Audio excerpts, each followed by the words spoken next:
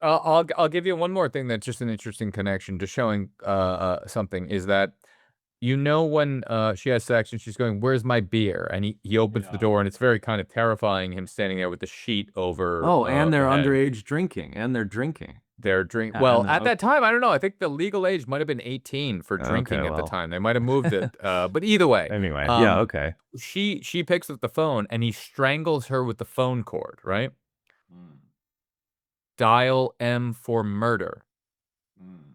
She picks up the phone. Hello, hello, Hitchcock. Hello. As soon as she listens, whoop, puts it around her neck. It's the exact same shot and sequence and tone in Dial M for Murder, which is another Hitchcock who Okay, Carpenter yeah. loved. So Yeah, yeah.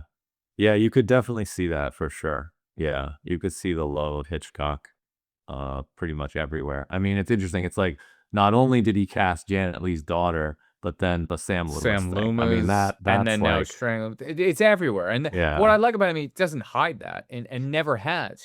He was the Tarantino of his time. You know what I mean? Like you kind of, it might be the most profound thing that I've said throughout the entire podcast, but like John Carpenter to bring you back to that 1978, him doing Halloween, is him being Reservoir Dogs. Like it low is budget. the new age version of Hollywood in the late 70s. New kid, cool kid on the block, which Tarantino did in the early 90s. Right. Yeah, I see that. Start the Through the podcast with horror. that. That's good. I have to say that was pretty good. I think that's the first time you've ever stopped and said, "Oh, what I said was What I really said was you need to actually good. you need to It start took me with what I just said." yeah, it took me 20 episodes to actually go, "Holy shit, I just realized that right now." That was actually pretty good. All right. Smooth, spin that shit. They don't chase clout, they just chase the lore. Dig scenes that the mainstream ignores, where light fights dark in a fabled war. Yeah, the truth gets told when the movie's born. I'm the break in the flicker, the cut in the edit, the blade through the credits, a frame they embedded. Light in the distance, persistence poetic. The dark is a prison, I brighten with aesthetic. No stunt doubles, I tumble through trap fights. The scripts in my soul, I control when my track spikes. Whisper in a reel, I reveal with the black light. The dark is a canvas that I carve with the flashlight. Call it a war cry, a cinematic spark, a puzzle in the shadows, a code of the art. It's Andrew and Greg and the legacy embarks. Our voices ignite and we light up the dark. This is Halloween, 1978. It's technically John Carpenter's Halloween. He has Oh, his is it? he had in his contract that he needed the name above the title. So this is John Carpenter's Halloween. Okay. That's something he does. He did The Thing too. Yes, John Carpenter's The Thing. Yes, which we could talk about being in this movie. You can see the little cameo of that. I didn't realize that until this viewing. I've only seen this movie once before, and I didn't notice that until this time. I thought, "Oh, that's funny." This and movie came Forbidden out before Planet. The Thing. Oh, was that there as well? I Yeah, didn't notice that. that was Okay. little Susie Wallace is also watching that throughout Okay. that night of movies that they're Okay. playing in the background. So I thought the Thing element was really cool because it was like, oh, he's setting up his future career. It's like this movie was a hit, and then I'm assuming there was some kind of a interest in like, oh, John Carpenter's doing The Thing. Oh, The Thing was in Halloween. It makes sense, yeah. 100%, 100%. Now, I think we haven't talked about, you've seen this movie in the past, right? But you've never been like obsessed with it or loved it. Is the kind of the tone that I'm getting from you of just that we've tried not to talk about this, but I don't think it's one of your favorite films. No, I've only seen it once before. Never watched it when I was younger. I didn't see this movie until I was, like 35 or something. Like, yeah, it was fairly recently. Hazel and I were living in San Francisco, and it was Halloween, and she said to me, "Hey, what are some Halloween movies we could watch?" And I said, "Well, there is a movie called Halloween that's a classic that I just happen to have never seen." So she's like, "Oh, perfect. Let's watch that." So we did. We watched it one time. I watched it, and I know the thing about a movie like Halloween, when you haven't seen it for your whole adult life, is you kind of know a lot about it because it's so much in the culture. So I know Michael Myers, he wears a mask, you know, da da da da da. It's teens having sex, et cetera, et cetera. So I know all this already. So I'm not going in like completely blank, but I had never seen the film, so I watched it and I just thought, yeah, that's pretty much what I expected. Didn't really care one way or another. I'm not into horror movies in general. And so, you know, haven't thought about it since then. And then you and I did a podcast together, and you just happen to love horror films. So this is your first Halloween pick. So yeah, so now I watched it for a second time. So the catalyst to you watching this movie both times is that it's kind of coming from somebody else. You know, it's not, it wasn't your decision to be like, I'm going to sit down and want to watch Halloween either one of these times. It's always kind of an outside force here a little bit. That's a fantastic observation. Yeah, this is the kind of movie I would never sit down by myself and watch this for my own personal enjoyment. Yes, That's and true. now I want to do a parallel here because I think what I'm going to start, especially I wasn't picking horror films because, like, you know, superheroes is your genre, right? You love superheroes. You got me all into superheroes. And Yeah. I didn't have like a great respect for it, but then I watched a bunch of them and you told me how they connected and the lineage and this and that. And then I kind of got into it. Now I'm very much that way with the horror genre of things. So that's why I like this. So I hope that I can bring you into a little bit of seeing how this movie here, in a historical perspective, uh, impacted American horror cinema to a giant degree and started an entire lore here. And now, after we've gone to weapons, because you were like, I don't like horror films, because Hazel was going to be scared or whatever. And I was like, okay, well, I mean, we can now, you've seen friggin' Weapons. Like, we can go back to 80s horror, late 70s horror, and get into some of the slasher type gore, even though this movie is not slasher gore. Like, there's barely any blood in this film. This film is mostly suspense building throughout it, and he was very inspired by Hitchcock throughout this. But I do want to point out one thing just to get this out from the beginning, to maybe give you a little bridge of one of the reasons why I love this film. So it's the cinematographer is Dean Cundey on this. And let me just go through his thing and you will then see. Ready? Halloween, The Fog, Escape from New York, Halloween 2, The Thing, Psycho 2, same cinematographer. He did Psycho 2. Romancing the Okay. Stone, he did Back to the Future 2, Back to the Future 3, Big Trouble in Little China, Who Framed Roger Rabbit, Roadhouse, Nothing But Trouble, Hook, Death Becomes Her, Jurassic Park, Apollo 13. Like, this fucking cinematographer, like Dean Cundey, he is legendary. Has had his touch on so many films that I've, you know, grew up as a kid loving and being into. I'm not saying Roadhouse I love, but it was always on TV and I find it very funny. Yeah, okay. Yeah, that's interesting because it's funny because I was thinking a little bit about Spielberg while watching it. I'll tell you an interesting story about that. So he ended up doing Halloween 2 instead of Poltergeist. He had a meeting with Spielberg where Spielberg wanted him to do Poltergeist, and he then had this opportunity to do Halloween 2. He felt kind of obligated to go back and do it, which I'm really glad he did because the cinematography, again, you know me with sequels, it takes place. Part 2 takes place right from the moment when Dr. Loomis, I shot him 6 times, you know, he falls out the thing. It starts right from there. Halloween 2. He Okay. comes outside, he's Okay. not there, and boom, it's the rest of the night. And that's what I love Oh, about Halloween 2. I'll get it on the list. I think it is, but I'll probably bump it up a bit. Maybe we'll do it okay. next year, maybe we won't. I don't know. We'll see. But Oh, that's interesting. I didn't know that about Halloween too, that it takes that approach. That's really interesting. and I can go into more of that because Carpenter really didn't wanna do Halloween 2, so he didn't direct Halloween 2, but he did Oh, he write didn't it. direct it. No, but he wrote it, Oh. and the guy who directed it, had part to do. I can't remember exactly what he did in part 1, but he was there.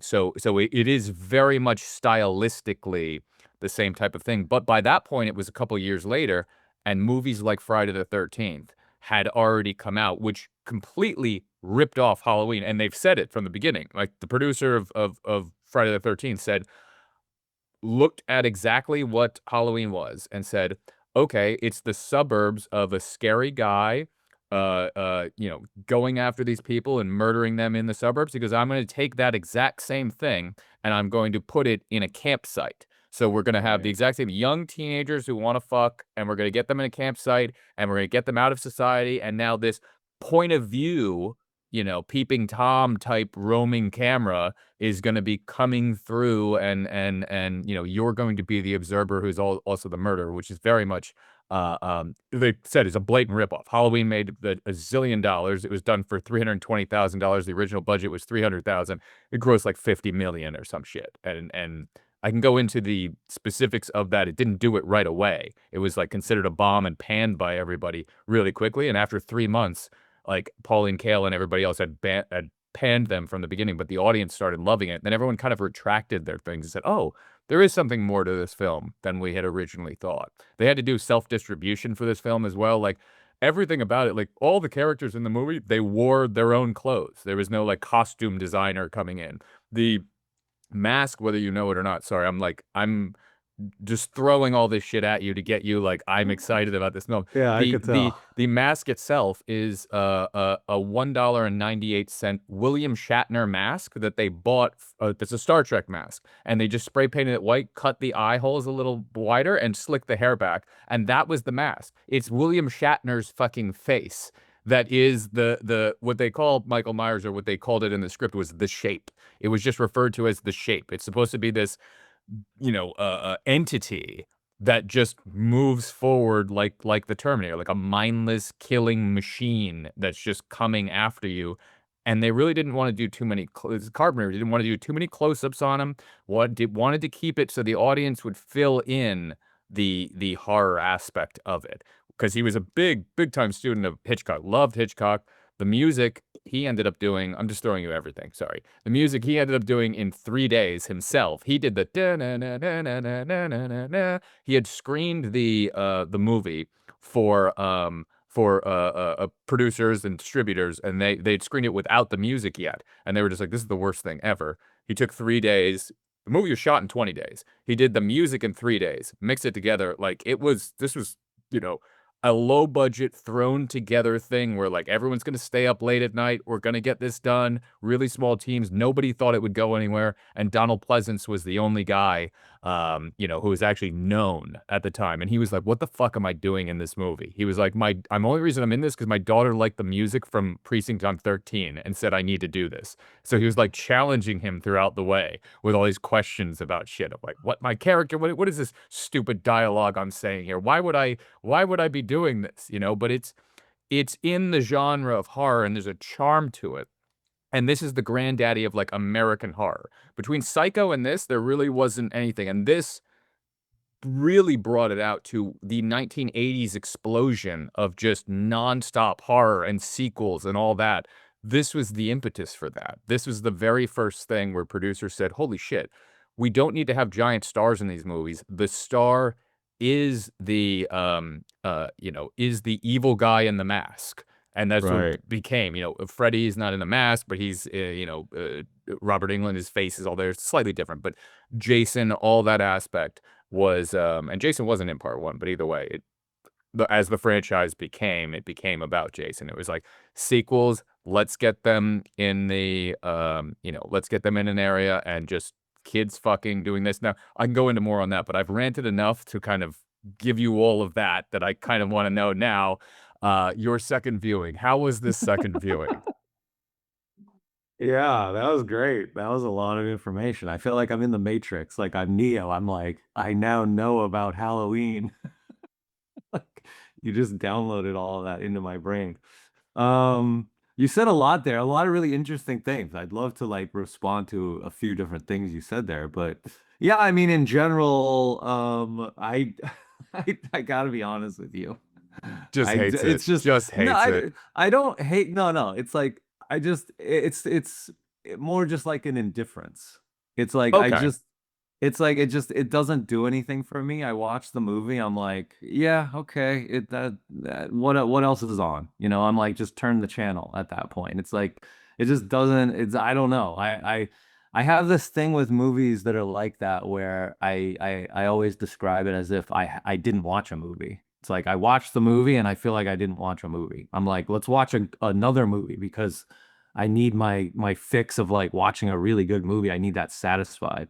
And this movie is just not that kind of thing for me. Are you easily able to kind of look at the time period and go like, well, there wasn't a movie like this before this? Or being able to look at the time period going, huh, this movie did influence so many other things that came after it. So can there be a semi appreciation where you see that, or you're just like, nah, not at all. This, I'm out.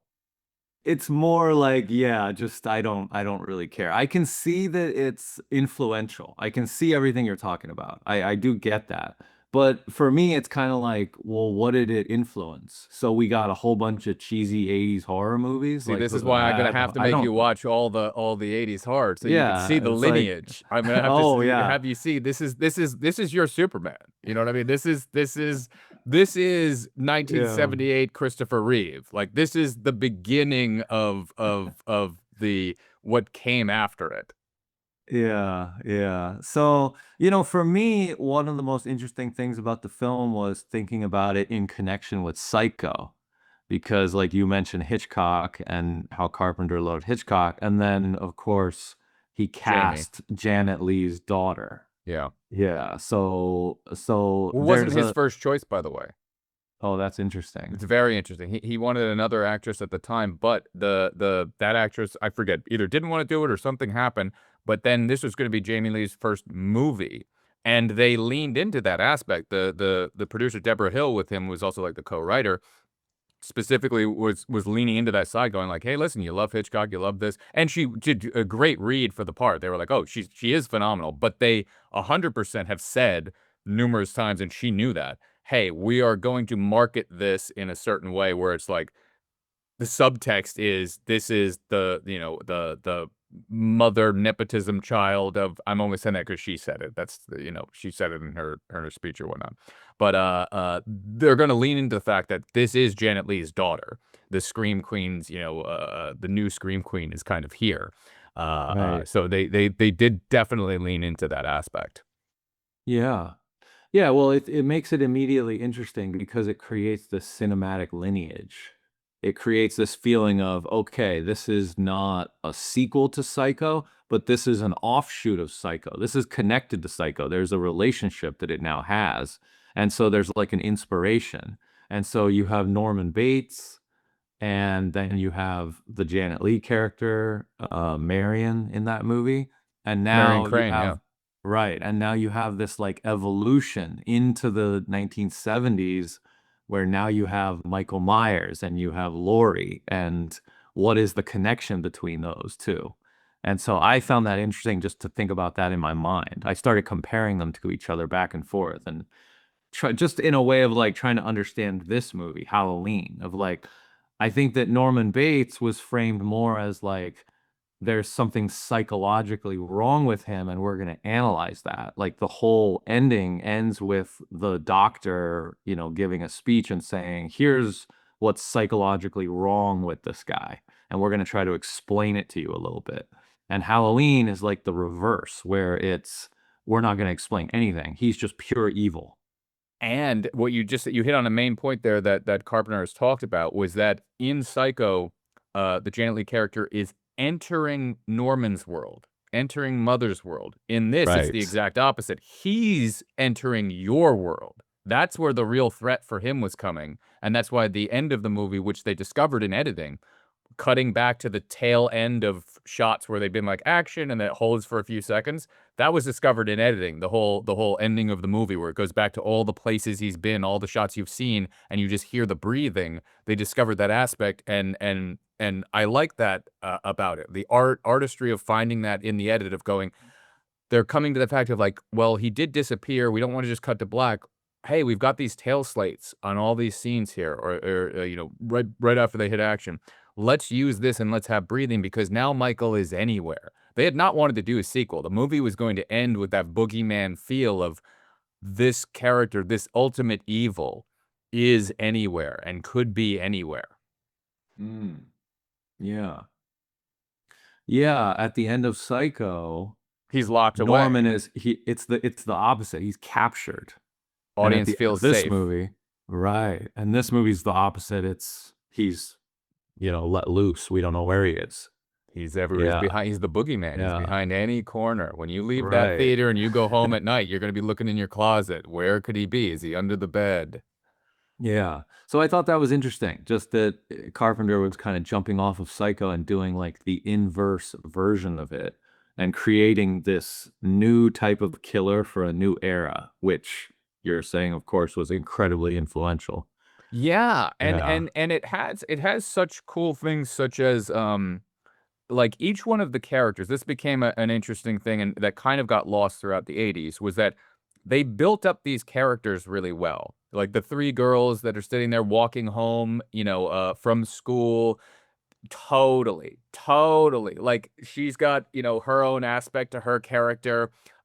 They're talking about things because Deborah Hill basically wrote those scenes of what she was saying. She was like, listen, I was a girl, at the time. This is what girls talked about.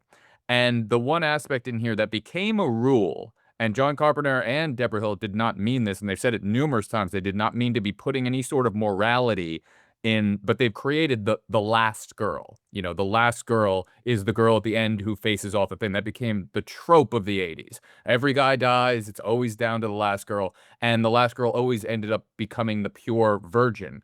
They've specifically said, we never intended that. We did not want to mean that to be a trope that was within this film. And they pointed out, and if you watching this, she's the only one paying attention. They were pointing out the fact that other girls are doing what other girls do, which is, hey, I'm talking about my boyfriend and this and that, and what am I be doing? Laurie's the only one who's going like, don't talk to me about Ben Tramer. I'm nervous about entering into that. And you really have her vulnerability throughout this, and you're getting into her as a character, seeing all of these little vulnerable changes there, but she is the only one who's aware. Like when he's behind the hedge maze, the other girl's looking through her purse, doing something else, and Laurie is the one who's going, wait, did you see this? Hold on, look, I'm seeing this. I look out my window, I see things here. That's more what they were going for. Every other person was just more distracted, and it wasn't supposed to be some religious purity that gets her to the end thing, which is what all the other 80s films kind of took it to. The virgin is the one who gets to the end because she's pure. Yeah. Yeah, I would say perhaps it wasn't intended to be that necessarily. But when you watch the movie, those themes are connecting in a big, big way. So you can describe it however you want and say, oh, they're distracted or whatever. It's like, yeah, but what are they distracted by? And what does that mean? So to me, when I was watching the movie, yeah, I was thinking that 100%. As I was like, okay, so this movie's about sex. It's about sex and death, and that has gotten brought up in a number of our other episodes. And whenever that gets brought up, you always say it's just like 70s and 80s horror. And so 100%. now, because this was the first time that it was kind of done in that way, and it became a rule. The end girl came from this movie, and the aspect of the purity of the girl, because what he mentioned and Deborah Hill also mentioned was that when the reviewers came back round 2 of appreciating the film more, all the reviewers were writing about that, the theme of that, and they were watching this going, oh shit, it's not what we originally kind of intended here. And then everyone else who ripped them off throughout the 80s just kept that trope, and then it just spawned so big, and they're just going like, well, I mean, they don't have offense to any of that. They're just like, well, I'm just telling you the truth. We didn't purposefully write that down and mean that to happen. But I see exactly what you're saying. There is that theme there. There's that aspect. yeah, I mean, the girl. I mean, that's what the movie's about. It's kind of like a date movie, right? It's 100%. it's like yeah. That's what horror foods are and were. They were Friday night popcorn, take a date, she's going to get scared, and then you're going to comfort her and you're going to watch this. This was the late 70s and then became the full 80s thing. So reason to go to the theaters was because horror films became the date movie. It became the event. Right, yeah. This episode is brought to you by the Rabbit and Red Lounge, Haddonfield's original late-night escape. In the back alley, past the shimmering neon, you'll find traces of the old-school crowd, grease-stained jackets of mechanics from Phelps' garage, matchbooks passed quietly between booths. Those whispers built more than stories. They built legend. Take a seat in the dark, order the drink with the crimson ice cube. When the host appears, lean in close and whisper, Andrew and Greg. You'll get a complimentary Rabbit and Red matchbook and VIP seating when available. The Rabbit and Red Lounge, where even the shadows have history.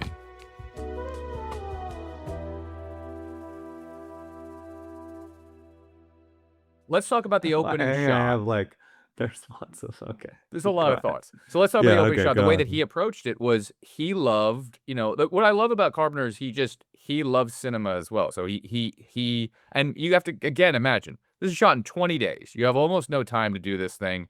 You're running through it quickly, but he loved Touch of Evil, Orson Welles. He loved the opening shot of Touch of Evil. So he's going to do his version of the opening shot of Touch of Evil. And it's done through the POV of the killer, which this had not been done in a giant, it wasn't a Steadicam at the time. It was a Panaglide, who had to pay rights to Garrett Brown to be able to use that. It's a slightly different thing, but it's basically a Steadicam.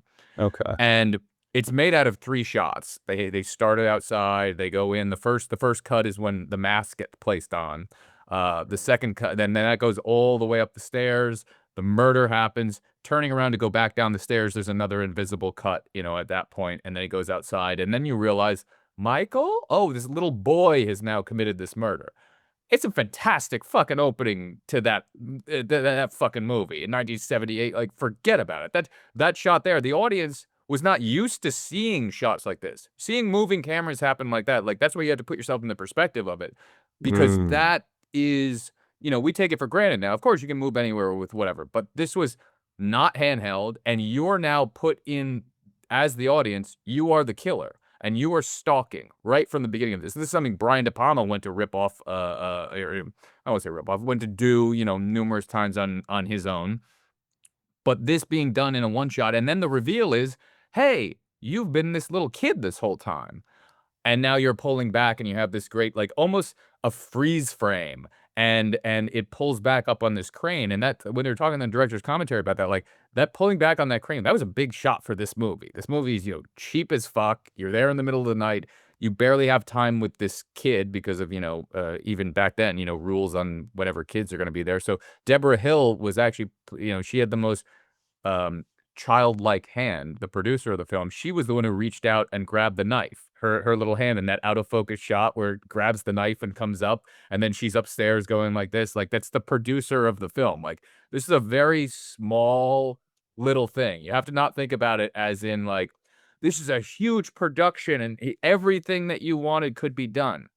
The low budget horror film aspect of this movie and what you're able to get out of that crunch time, put it together, that's the rawness that I love about the horror genre. It's always make it as cheap as possible and try to do your best and get it done quick. It's that Dino De Laurentiis type, just get it done. And there's an interesting art form within that aspect. So knowing that, like, I like knowing that thing about him of his influence for the opening is Orson Welles' Touch of Evil. It's always swing for the fences, go as big as you can, even when you're working in a small type genre. And this being technically his second movie. His first movie, Dark Star, was like a 45-minute little film. And then after he put it together, they said, listen, can you build this out into a feature? We're going to try to get it out there. So he had to shoot an extra like 40 minutes of this thing. And he didn't really perfectly like the way that was. That is a movie I do want to put on the podcast because I find it very interesting. That was his influence by Kubrick. He wanted to be like, let me make a 2001 that's kind of my own way and dark and funny. Sorry, I've ranted enough, and you probably have a billion things in your head right now. Surprisingly not. No, I mean, yeah, I noticed that too. It was just like the low budget aspect that struck me as I was watching it. I thought, oh wow, this movie is actually, you could tell it's very low budget. So it's like he did a lot with a little. And it's interesting what you said there about the crane, because I realized, yeah, he put that at the very front. So it's like, take your big expensive shot and put it right at the beginning. And it actually made me not really think about the fact that it was low budget. It's like, okay, they led with something that felt a little bit bigger. And Bigger then than as what it you, is. It's smart, you're right. yeah. And then as you get in, you know, it's a lot of tension, it's a lot of the driving and that moving camera, and you're not really thinking about the fact that, "Oh, where are the crane shots?" You know, because it's like the movie opened with You've that, already so proved yourself with your low budget. I right, am a big Hollywood movie. Like right, I'm up there with the big ones. I've done it. So now we could just go into character yeah, here, and I'll get you into my character. But even those shots, like this is one thing you need to think about. Even the shots of just them walking back from school, like put yourself in that mindset of going like, the only other Steadicam that was kind of utilized, you know, you had Rocky. Okay, he ran up the steps. You had uh, um, what's the one with the guy in the train? Hal Ashby movie. Was probably I think it was the first time Garrett Brown actually utilized the Steadicam in in that. Maybe you can Google it as we I go. forget. Um, Hal Ashby movie? yeah, Hal Ashby. It's a music movie. Not. It's not Dylan. It's the guy before him. Um, One listener is out there right now screaming, "Bound for Glory." That's what it Bound was. for Glory. So Bound for Glory is Mm. one of the first, if not the first, Steadicam shot. I think it is the first. It came before Rocky, and it's Hal Ashby, and it's one of the most technically interesting ones too, because it not only involves somebody walking through a crowd, but it involves stepping onto or getting off of a crane that the person steps onto and gets lifted up into the air. I think it starts with the guy high up in the air and then comes down. Steadicam operator steps off of the crane. So it's like, oh my God, what is this shot? You know what I mean? Mhm. But imagine audiences there, even if they're not getting it, they're getting the visceral feel of, I've never seen or felt what this is doing right now. This subjective perspective of being able to float through. And we're just so used to that that you have to look at like when it was done for kind of the first time. Like the two girls walking home from school, this isn't like this couldn't be done on a dolly because you start on one side of the street, you're moving over to another, you know. So whether it's in there with the audience or not, it's a perfect tool for being like, "Hey, you guys are gonna be the observer on these girls just walking back home from school, just talking to themselves." And it was a really nice way of not pointing out, "Hey, look at the trickery that I'm doing with this camera." You're just using it for, yeah, if I had a dolly, I'd do it, but you'd see the dolly track because 'cause we're coming straight back, so this is a shot that couldn't have been done before this, and handheld would have been, you know, not the aesthetic that I'm going for. I just want people to kind of float with this sequence. So I like the how like a director like that would say, listen, I'm using the technology in this type of way, which then maybe that's ultimately always what it was going to be used for. But when you put a new technology in and you give it to artists, they will then start using it, which becomes the language of cinema. And I think that this movie in particular does lend itself to the use of Steadicam done well and from the beginning. And it's not, Mm. I know it's not Steadicam, it's Panaglide or whatever the fuck, Yeah. but basically the same thing. Yeah, I thought those shots at the beginning were really good. The way he shows the girls once you have that opening sequence. And I'd like to talk about the POV. I'd like to talk about that aspect with you Yeah. because that was interesting. So immediately from the opening, it was interesting because you're seeing through the eyes of the killer, like the audience, you are the killer, you know, and then it's like revealed. And I think there's a little mini twist there of like, oh, it's a kid. Right. Right, and so but either way, it's through the point of view of the killer, and then that remains throughout the whole movie, where Carpenter keeps cutting to these kind of like POV shots, and now he kinda shifts it over the course of the film, but you do get this feeling of like you're riding in the car, you know, behind Michael, like Michael's driving the car, stalking, you know, the kid or stalking the girl on the street, and you're in the car and you're like looking as if You're you the one, are him. exactly. You're Right. not the victim in those scenes. You're on the side. You're from the point of view of this, you know, murderer, stalker. It's an Yeah. interesting psychological thing too that also has been done so many times that now we see it and it doesn't traditionally affect you. But imagine that like the first real time that you're kind of seeing that outside of Peeping Tom or whatever. You're seeing this and he Mm, he went to that's that interesting. positioning. That's why I like looking at these. I think they to be appreciated, they kind of need to be looked at in that context because there's a lot of firsts Mm, going on that now we just go, yeah, of course. But it's like, yeah, it's only of course because certain people did certain things that then worked, and then everyone else just did it because it becomes the language. Yeah. So then in those opening shots that you described of Laurie and the other girls, and like Laurie talks to the little boy, you know, and they're walking down the street, and the camera is very wide and it's kind of tracking, like you're talking about, almost as if it is from the point of view of a car on the road. So, you know, there's not a car actually there, but you do get this feeling. So it's like the language that you're talking about. He's kind of connecting it in a way of like he shows Michael driving, kind of stalking people, but then he also shows these wide shots of characters walking along the sidewalk, you know, from the point of view of the street.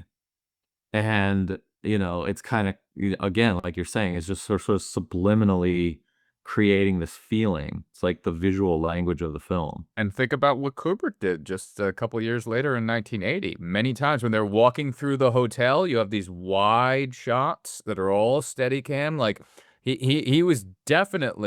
had definitely seen this, and he was watching how people were utilizing this new piece of technology.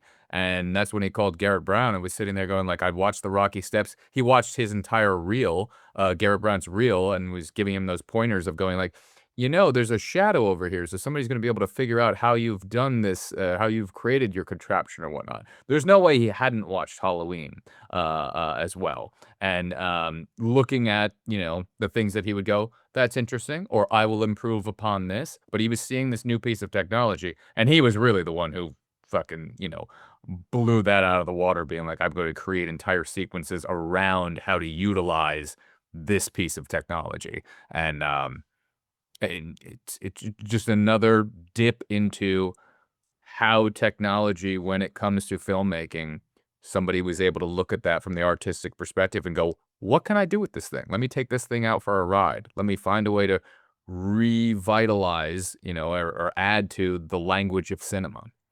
Yeah. Yeah, I mean, Kubrick, he basically did an entire Steadicam movie, essentially. I mean, it's, you know, I know there are scenes that are not using Steadicam, but almost the entire film uses that piece of technology. So yeah, he took that and really ran with it. I mean, he ran it as far as you can run with that. Yeah, yeah, exactly.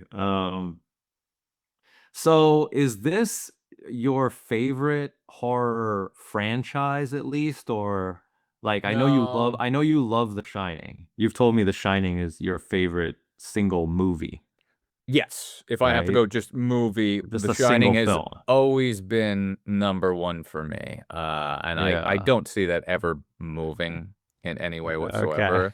Uh, Okay. I can watch that forever. But yeah, as far as a franchise, this franchise just gets destroyed. I mean, it goes into nonsense. Okay. But I haven't seen any of the love sequels. one, and I really love what they did with two, even though the director and Deborah Hill, like he was like, you know, he did not want to do it from a creative perspective. He was like, I did and I said what I needed to do in part one. I got it out. That's what that was, and he moved on in his life. But hey, money, and he literally had a quote. Um, what did he say? He said, "I hoed out."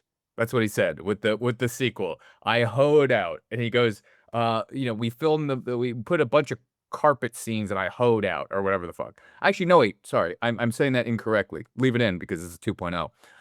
But what he said was when this movie started, this will be a two-parter. When this movie Halloween was going to be placed on television, they needed him to reshoot some scenes or add more scenes into it because it didn't hit the time constraints that they needed to put it on television.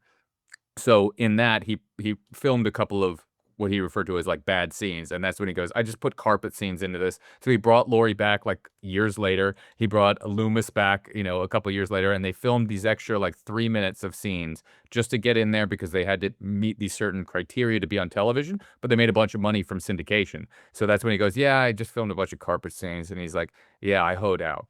And that's what he felt like when he was writing part two with him and Deborah Hill. They'd kind of felt that they'd written themselves creatively into a corner. They're like, well, we ended that where Michael is everywhere. But now you want to bring it back and you want us to do part two. But Laurie in part 2, you know, she was injured from part 1. So the entire movie, she's like in a hospital. So they're like, how the fuck do we finish out the rest of this night? How do we blow this out? And he goes, you know, we bought a bunch of 6-packs and we wrote this fucking thing. I think part 2, though, it does have a huge cult following as well. I love the continuation of it. I know you haven't seen it, so I'm not gonna go too deep into it, but I love the continuation of that, and I like that Carpenter wrote it, did what he needed to do with it, and then kind of like George Lucas passed it off. Said, like, "Somebody else is gonna direct this," but all the same ingredients are there. It's the same mask, you have Michael in it, you have the same cinematographer, Dean Cundey, coming back to make it where you could cut these 2 movies together in one splice and not have a stop, and that's what I love. It's interesting that Dean Cundey had to do that again with Back to the Future Part 1 and 2. You can cut them together perfectly. You could technically put 3 in there as well, but 1 and 2 would mash perfectly together, besides Jennifer, who the actress changes, and I did my own super cut where I cut the 3 films together, and I was debating on the point of the cutting, where should it go? But it was interesting to go from, like, where we're going, we don't need roads, and it goes right into the and then it cuts directly to part 2, cut away the credits and just go, "Ba-choom, ba-choom," and then they're in, October 21st, 2015, and they're flying through the air, and it's just like, you can have a smorgasbord of that film. Right. So I don't know. There's something with the films that I've responded to and always loved. Dean Cundey has been a part of a decent amount, like 15% of Oh, them. He's I been there. see. I see. Now, how is the directing in part 2? Because, you know, part 1, whether it's my taste or not, of course I can acknowledge this is a very well-directed movie. So I appreciated it on a filmmaking level of just the directing. So then you're saying part 2 is a different director. So how does that translate to part 2? When you're directing, you're talking about specifically like Like the actors' performances or camera movements or which I aspect? think I'm talking more about the camera movement, the Camera visual movements, camera movement, storytelling. still same steady cam, all that aspect. The music is still the same music, except he, interestingly enough, had passed off that music and said, "Listen, this is what," and he talked about it in the music way, which I can't do, but had said like it's a 4/2 beat of this and that, and the guy who took it over, and John Carpenter didn't micromanage him, just kinda said like, "Hey, listen, I want you to synth it up and bring it to a new level." So, he kept all the same things, and he said that he flushed it out from, like, I don't know, 15 tones to 18 or whatever. I can't even talk music. But from a viewer's perspective, you have a same feel, except it even goes more into that synth Argento aspect. But the way that it's filmed, the way that it's lit, it has what Greg needs in a sequel. I want it to feel like the original. I want it to feel meaning look, use the camera. So having Dean Cundey in there, if they put somebody else in there, I think that I would look at that movie as a failure. From certain aspects of things that they don't like that they wrote in, and I kinda can't go into that because 'cause it'll ruin aspects of it for you, but they wrote in a certain plot thing that went through, part 4, 5, 6, 7, all the rest, and then, when David Gordon Green did his remakes, he actually took that aspect specifically and made a Steadicam shot where kids are walking down the street and, take that aspect back, and they go, "That was just a rumor, that never happened," because it's something that within the lore of what happens here. I don't know. I could just ruin it for Okay. you, right? Well, you know, I'm actually curious to watch part 2 now because Okay. part 1, I mean, it's a good movie. You know, I somewhat enjoyed it, but like I said, it had a slightly unsatisfying feeling for me. And I think maybe it's because it does feel, you know, it has like kind of small scale. It is low budget. It's this one night, you know, it's a lot of shots of just kind of like, you know, Well, you're not watching, getting much different in part 2. It's you still know, the remainder of that night. There's a decent amount of longer shots. It's but not that's too high interesting. budget, you know, Yeah, it's but the I like the idea of the continuation of that. I like the idea of just like, okay, I didn't know that. Okay, so movie 2 is just the rest of the night. That sounds kind of intriguing to me. it's Like cool, I'm like, right? yeah, I like that. So I'm like, oh, well, what happens for the rest of the night then? You know, so I'm actually kind of curious. The entire So, series should have ended with part 2. oh, The okay. problem was part 3 is called Season of the Witch, and it is Oh, the most traumatic thing that Greg has ever gone through in his entire life, being a little kid getting the VHS of seeing part 1, seeing part 2 fulfill the remaining aspect of that. And part 2, just a little side note, goes much more into the gore because at that time you'd changed cinema language. You'd done Friday the 13th. There was all this blood and little insert shots of stabbing. So they put that into part 2, and they kind of knew that they needed to because that's what audiences had expected at that point. The cinema language had changed now because of Friday the 13th. And they said, okay, we've got to put in more blood. We've got to have this. Fine, we'll put those tropes in. And then they wanted to redefine part 3. So little Gregory did not know that when he went to the VHS store and said, oh my God, I love part 1. Wow, part 2, you gave me the same experience, but different. Okay, I'm in. I'm good. Little Gregory went there and was like, Halloween part 3, Season of the Witch. I'm like, I don't know what that means, but I can't wait to put this in. And I put it in, and I'm watching it, and I'm going, where's Michael Myers? What's happening? What's happening? How are you gonna? I just thought they would like bring him back like Frankenstein. You know what I mean? What's happening here? Something's gonna happen. He's got to be here. He's nowhere in the movie. So I'm watching the entirety of this film, going, what the fuck is this goddamn movie? There's no Laurie Strode. There's no any characters that you know, and Michael Myers is not in this. Now, if I had gone into that film knowing what they were trying to do was saying, listen, we're just gonna make a Halloween franchise. And each new movie after that, they had planned to potentially do a franchise where it was just the background theme was Halloween, but all new characters. I had no idea of that. So my betrayal for that film, and now Red Letter Media, all these other people have come out going like, it's actually a good movie. This, no, I am scarred by the way that I went into that. If I knew going in, forget Michael Myers, forget everything else, it's just going to be this, I might have been okay with it. But I was so goddamn scarred, as was the rest of the audience at the time. The movie bombed. Everyone hated it. They just ignored it. Then they came out with Halloween Part 4, and it's like Michael Myers returns. They were making it very clear. Michael Myers is in this movie, and he is back. Because that's when they realized the same thing with Friday the 13th. People are coming back at that point for the killer. The monster is the superhero that you're coming back here to see. And by that point, Freddy had come out there. And everyone's going to see a new Freddy movie, not because of, you know, the new characters, the new high schoolers that are going to be killed off, but they're coming back for Freddy. And that was blown into such ridiculous proportion within Freddy Krueger that he became a cartoon character.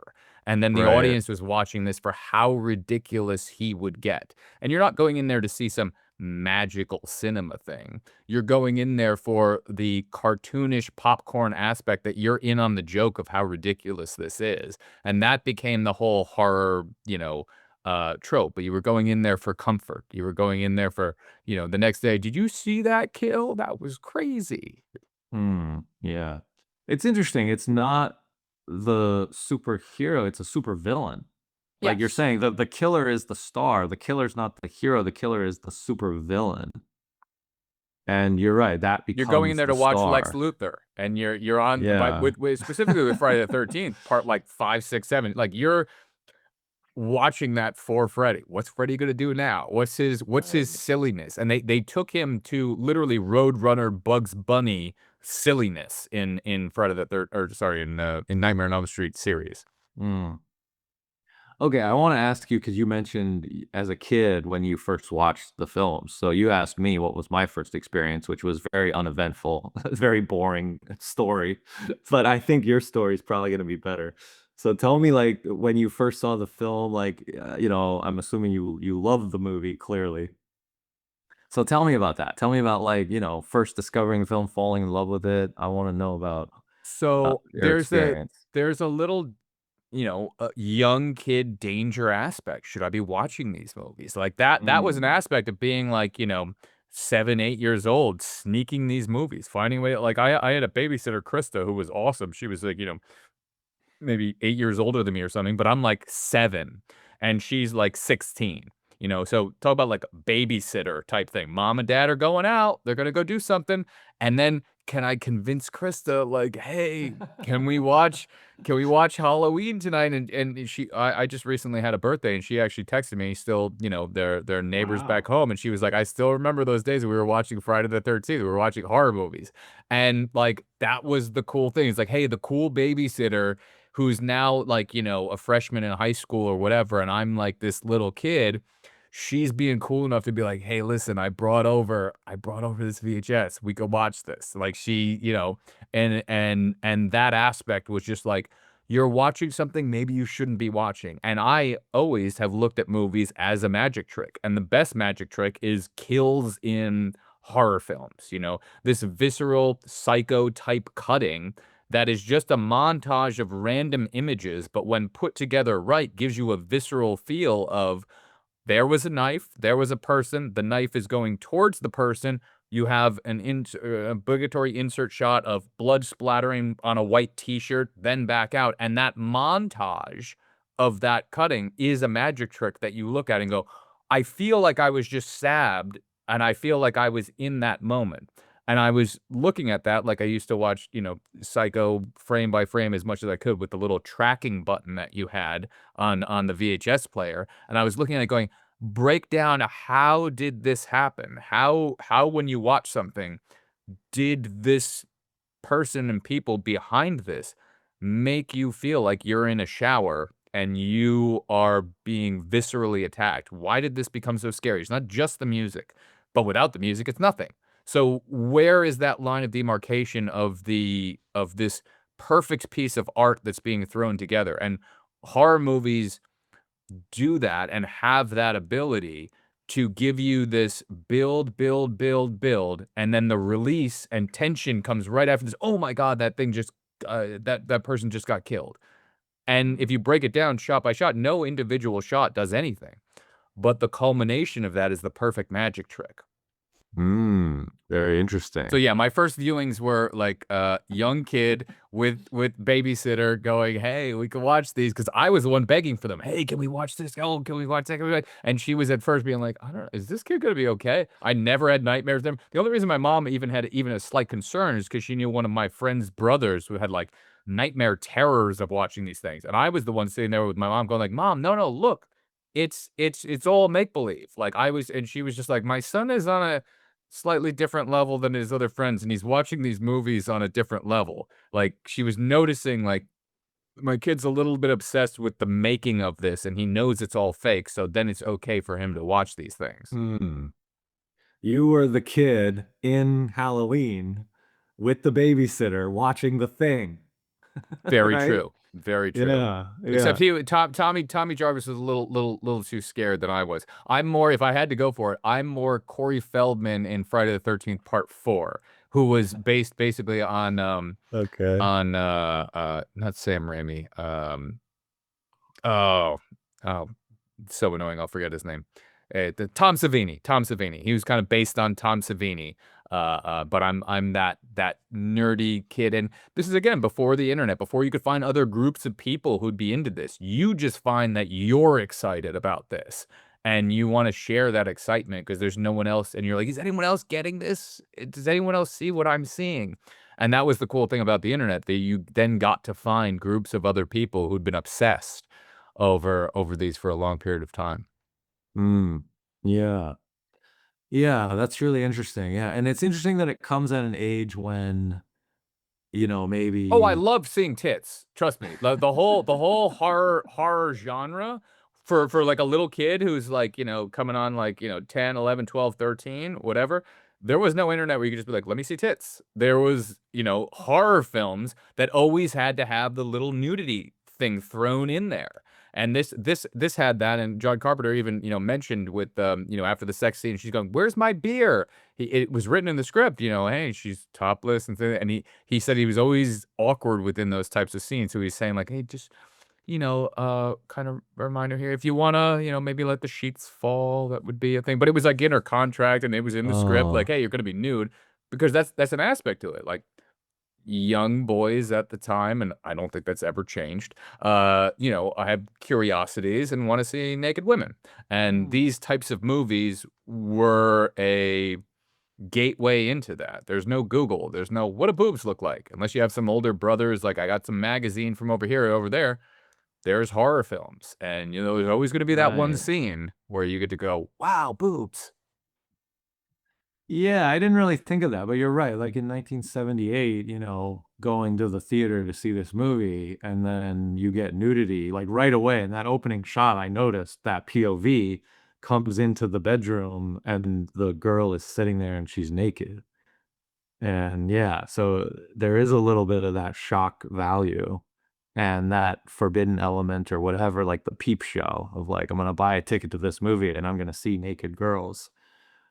And then I have a few different thoughts running through my head. One of them is in that opening shot, the POV, you know, in Psycho, you have the shower scene, which is really from the point of view of Marion, where the knife is coming Right. at the camera. Yes. Right. And now in Halloween, the opening scene is he takes the knife and it's the same kind of stabbing as in Psycho, but it's from the point of view of the killer. And it's like the audience is the one doing the stabbing.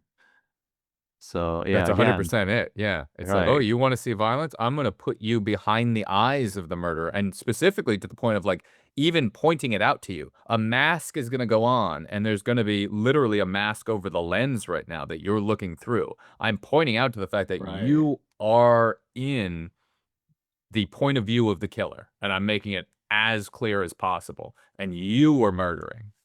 Yeah.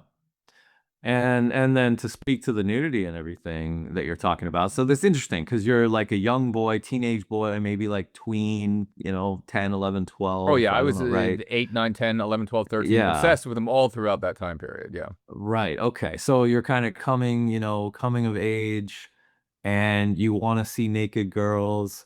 And then here are these horror films that have nudity, but they also have murder and death and killing. Right.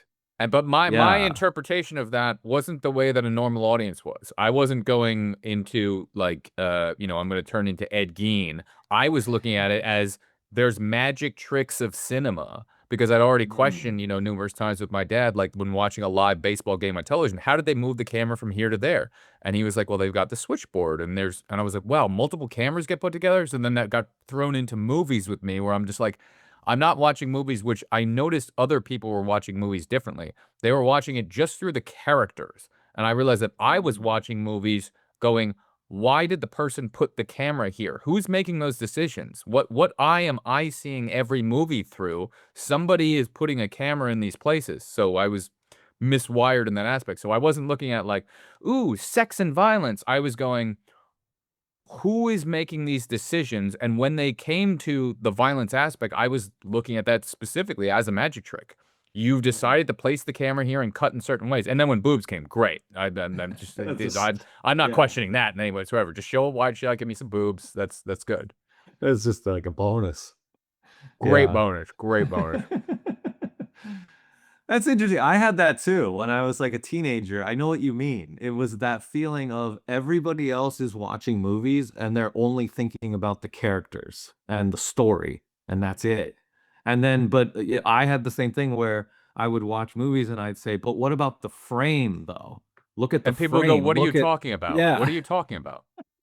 Look at what the camera's doing, right? Look at the movement. Look at And the then they go, no, lighting. I'm not looking at that. I looked at the outfit. Like the girl's outfit doesn't match what she's. I'm like, what are you talking about? The Yeah. outfit? What movie? And I realized that we watch different movies. Different people watch different films. They come out at the end, and somebody might go like, wow, the hair of that girl in that movie was so good. I'm like, that's what you got? What were we watching? We watched different films. Yeah.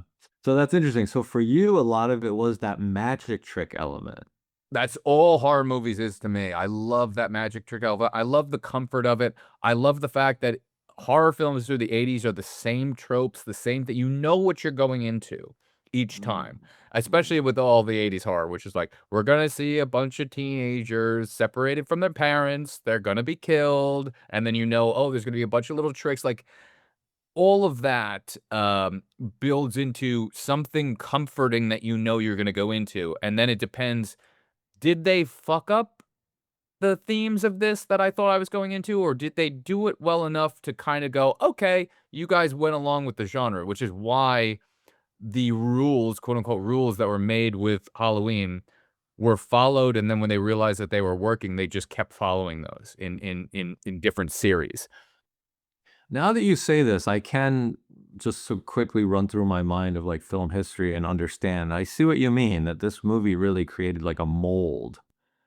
And yeah, it at the time it was incredibly original, and then it was used so much as the mold that maybe now when I go back and watch it, like I said, it didn't quite like satisfy, but I think maybe that's because it's just the mold has been used so many times. I mean, I have watched horror films, throughout my life, so I mean, I have somewhat familiarity with horror.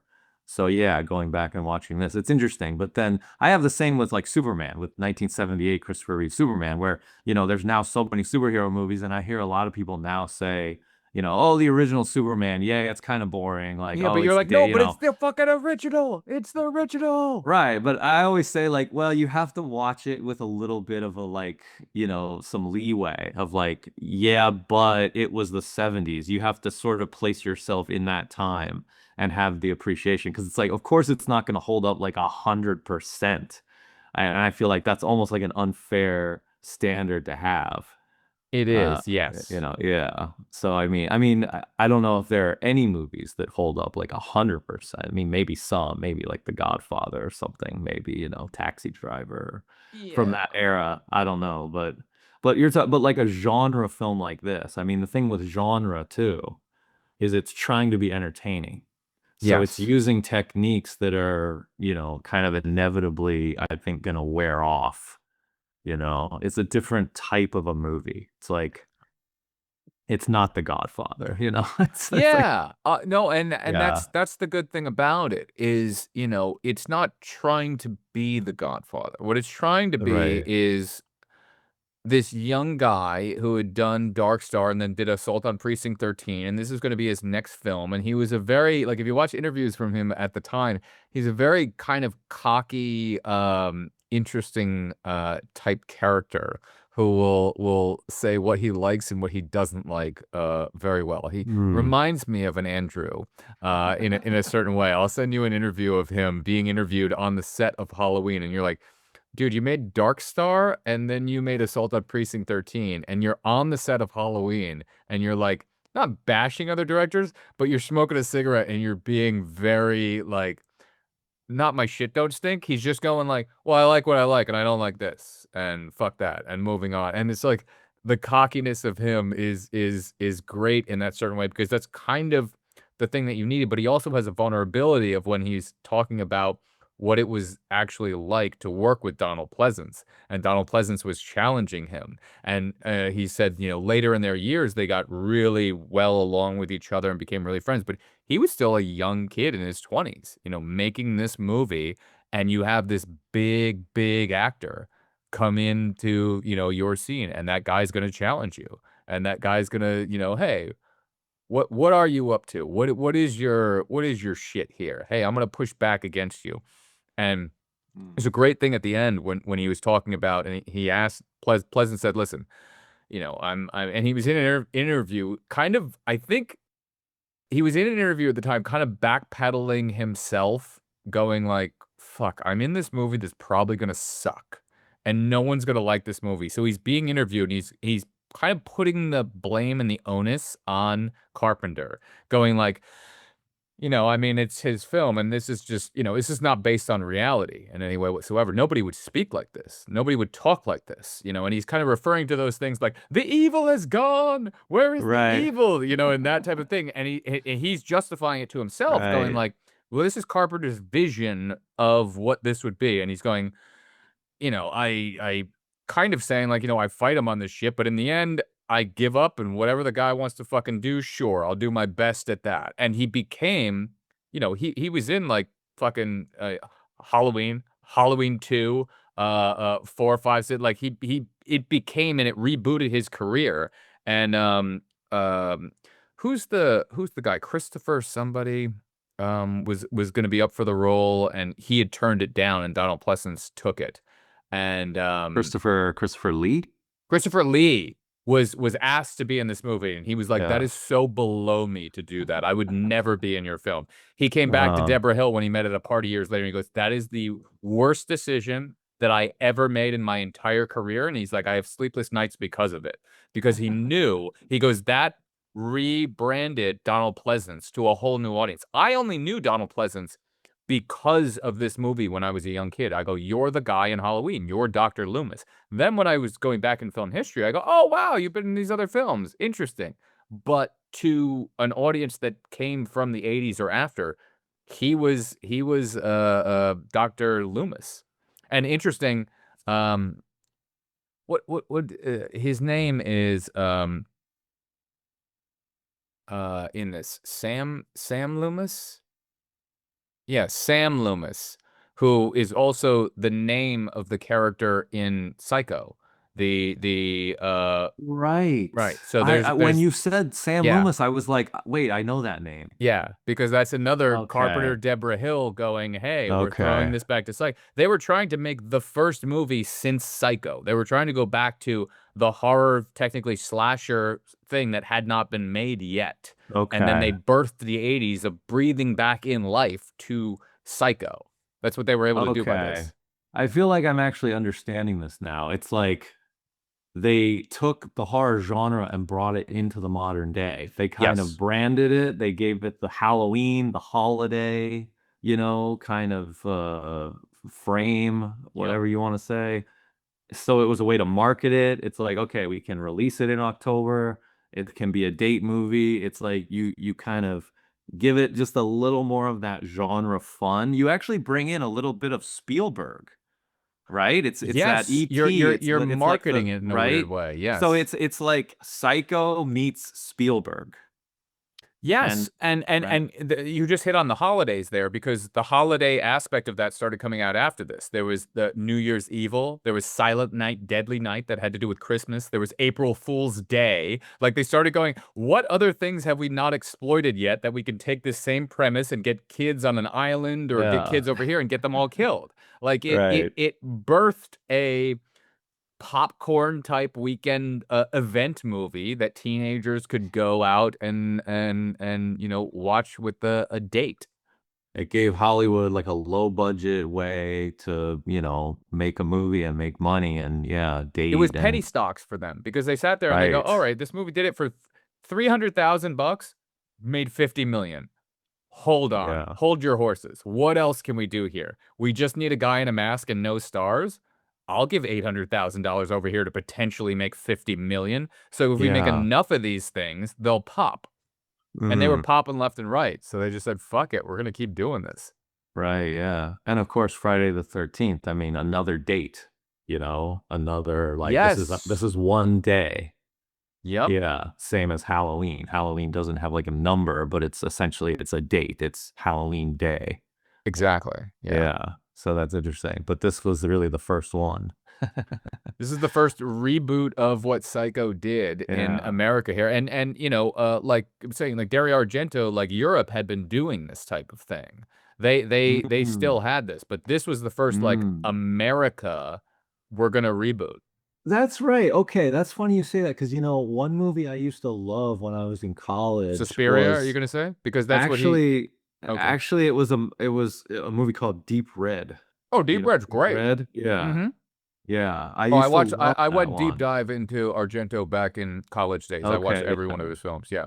I love Deep Red. Like visually, it was just so creative. Like I don't love slasher horror, but something about Deep Red I thought was so cool and creative. So many interesting camera shots of I remember there was one shot in particular where it was like the camera was like locked onto the knife itself. And Onto so the blade, yeah. the knife like moved and the camera was like moving with it. It's like the camera was the knife. That's the And artistry. Like that's yeah. the artistry of a horror film allows you to play with style. And Argento did that better than anyone. Like even lighting wise, camera movements, his tracking that's going on there. Like that is somebody making an art piece out of a murder. Right. But this Halloween, this was taking it to America. This was like, we're gonna do more of the American kind of Hollywood version. Yes. Yeah, interesting. And so we're Yeah, gonna he take didn't go into leaning into like let me do Argento's reds and greens and this and that and like okay, Right. I think like he was saying like the opening of Touch of Evil like he was trying to go let me do a big Hollywood movie with no money, let me use a Sure. Steadicam in an interesting way like the entire scene that they walk through the graveyard. With the guy looking for Judith Myers, and then they see that the grave Right. has been dug up. That's all one shot, all the way until they get up to the grave, and it's done so interesting where the guy starts telling a story, and then he never finishes his story. He never Mm. finishes the story. It's like, that's when he got up and he walked to the table and did, and then Loomis is sitting there going, "Where are we? Like, where's the thing?" And he interrupts the story. It's like a joke. Like there is humor within this movie, and each one of the characters, he's allowing those scenes to breathe, and you're watching them, as opposed to many films nowadays where they're just like plot, plot, plot, get it across, get it across, get it. I need to get it. Like I will always remember that caretaker of the cemetery, because we spent a minute and a half with him in a Steadicam shot, and you get to see how this guy is, and you're like, I've met people like this in life. They want to tell their little story, they want to do whatever, and Mr. Sam Lewis has no time for you. I'm here to accomplish a goal. Where the Right. fuck is the headstone? I want to get to the headstone.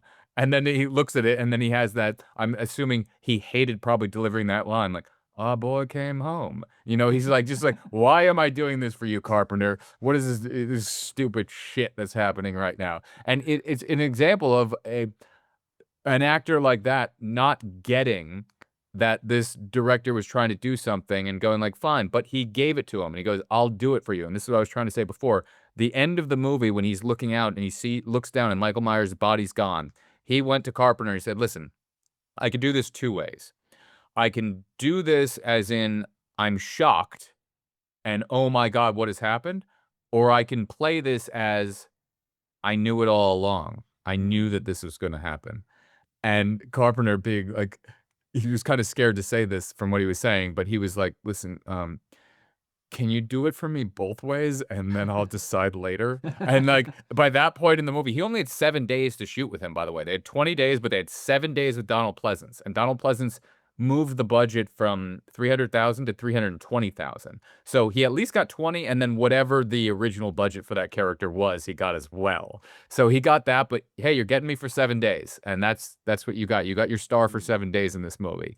So when he came on there, I could see Carpenter being like, "Fuck, I'm a little green, and this guy's testing me. This is a little scary."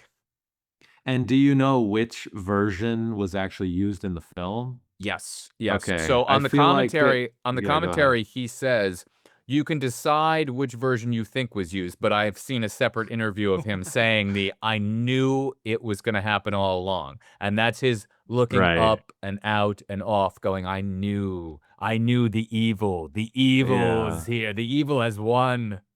Yeah, I was gonna say that it sounds to me like the more interesting one would be the I knew it would be like this all along. You don't want to see Yeah. him shocked. He's not Right. shocked. No, no. Yeah, it reminds me of Alec Guinness in Star Wars. The same kind of thing, right? Where it's like this veteran actor, he's kind of a Hollywood legend. And, at the end of his career, he kind of signs on to this low budget genre movie, doesn't think anything of it, kind of looks down on it, thinks it's going to be kind of cheesy. And it turns out it's actually made by this young up and coming director with a vision, and just surprises everybody. And now that's what that actor's known for. And that was a You year know? before this, and you have to think about that. That's a really key point of what you're saying here, because this was at the time, this movie and Star Wars were both of new Hollywood.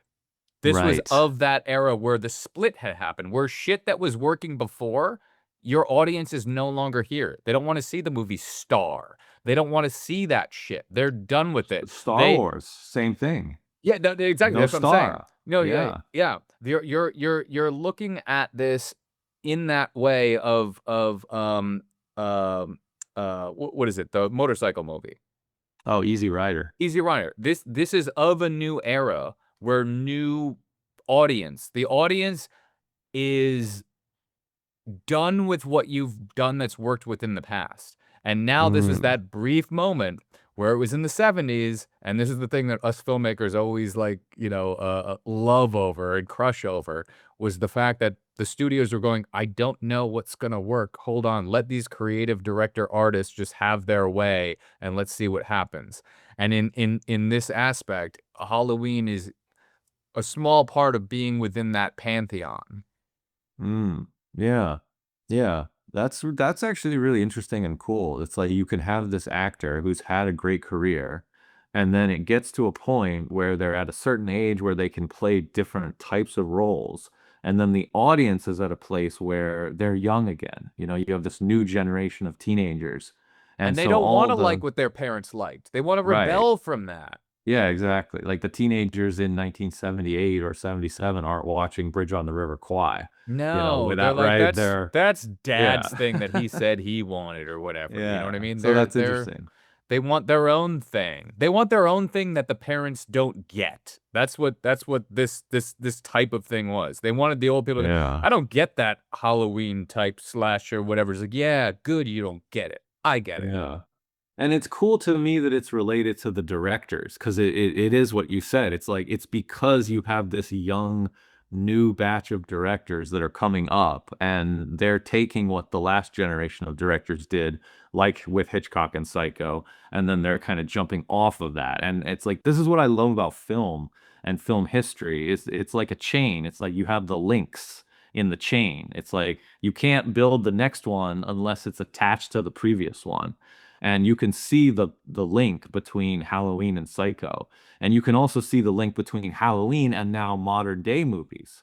Much like with Superman, where you can see the link of Superman and now modern day superheroes. This is why I said I think what you're making me realize is that this movie, Halloween 1978, is like the first horror film of the modern age. Of America's modern age, of Yeah. 100%. This was the I needed to get Andrew into horror, and you were okay seeing weapons, and I was like, as soon as you saw weapons, I was like, yes, I'm glad we're gonna be able to get to do Halloween. We're gonna do Superman 1978. This is Superman, and then from here, can I get you into the cheesiness of the other stuff? That'll be a question. Because there's a lot less cinematic things that start happening in Friday the 13th and everything else. But Right. hopefully, if you can get the nexus of this, you'll be able to see how they started ripping off what happened here and trying to go, how do we commercialize this? How do we make this its Right. own thing? And weirdly, it becomes its own little comic book arc form of smut, if I have to say it in that type of way. Yeah. It's right. It's low art. You know, it's art, but it's But it knows its maybe audience, and it yeah. knows its place, and it knows what it needs to do Yeah. to deliver on what that audience was going to see. Because that audience did not want to go see this specific audience. Maybe they also loved The Shining, but they were not the audience entering and buying this ticket going, I'm going to see The Shining. They Totally wanted different to movie, yeah. see these types of movies. I want to see the Right. same thing. And this is kind of why I like and respect sequels in a certain way when they're done well. Mm. Yeah, I don't think The Shining is a date movie. It's not. I mean, you could, but it's not. You don't watch it and say this is what it's designed for. There's no you can way tell. in hell that's going to be a date movie. Like, oh wait, maybe I'll fall in love with this guy. Maybe we'll get married. Maybe one day he'll want to kill me. Like, there's no date to that ever. Yeah. Yeah. Um. But Wendy, actually, just to think about it, Wendy Yeah. follows the same trope of the last girl. She does. That's interesting. It's a more mature version Oh because yeah, it's like I'm not it's, suggesting. Yeah, this isn't, you're a teenager and you want to go on a date with the cute boy from high school. This is you're married with a kid and you hate your wife and you're resentful of your whole life. This is the horror what movie year- that takes what place year 30 did, years later. What year did King write this? Did it come out in Uh-oh. 78? It was written, I think, around that time though. Yeah. Interesting. Yeah. Interesting. Yeah. Okay. But what I was going to say is I think I'm realizing actually a connection between us, though, is that even though I don't love horror films and you don't love superhero films, I just realized the connection is the genre. It's our know? origin stories happen differently. Yours happened with superheroes. Mine happened with super villains in a weird Villains. way. Yeah, in a weird way. Yeah, but it's like, but what I'm recognizing is the connection of the fun element of like we're drawn to these movies that are meant to be enjoyable. Like these are genre pieces. Yes, And 100%. I've always loved genre. You know, I think like with a Tarantino, he's somebody where he can take genre and elevate it to the level of art. Right. You Yes. know? And I've always loved genre, and I think that that's actually a connection. Because It's it comes, historical mythology, this and that, but there's a comfort to it. You know what you're entering into in this in a weird aspect. Whether you're going into a superhero movie that's going to end on a cliffhanger or this and that, it's going to be good wins out over evil. There's not like the Right, horror you know movie you're thing gonna is the get same that. thing. The last girl's gonna win. It's not gonna be at the end, oh wow, everyone's dead, and now for the last third act, you just wander around with the killer doing nothing. You know what I mean? Like we want to see that heroic story of the person overcoming the ultimate odds. In your case, is whatever Mm. evil is based upon Superman or Spider-Man or this, that. Mine is whether it's through the killer's eyes or this or that, whatnot. Michael, Jason, any of them. It's the people that you were introduced to in this film. The weird part, just hit me there. The weird part about this is your film follows the fact of the superhero, so we know going in they're going to be the main character. Throughout the 80s of horror, it was always new people are going to be your hero. Your villain is going to be the same villain, but the new people. So what Halloween did that I think a lot of other ripoffs throughout the 80s, even though I love them, what I think they failed upon was taking the time to make you fall in love with the characters the way that you really feel that Laurie Strode is very vulnerable. And that time taken to see her, how she interacts with her friends, how her friends are, all of that stuff.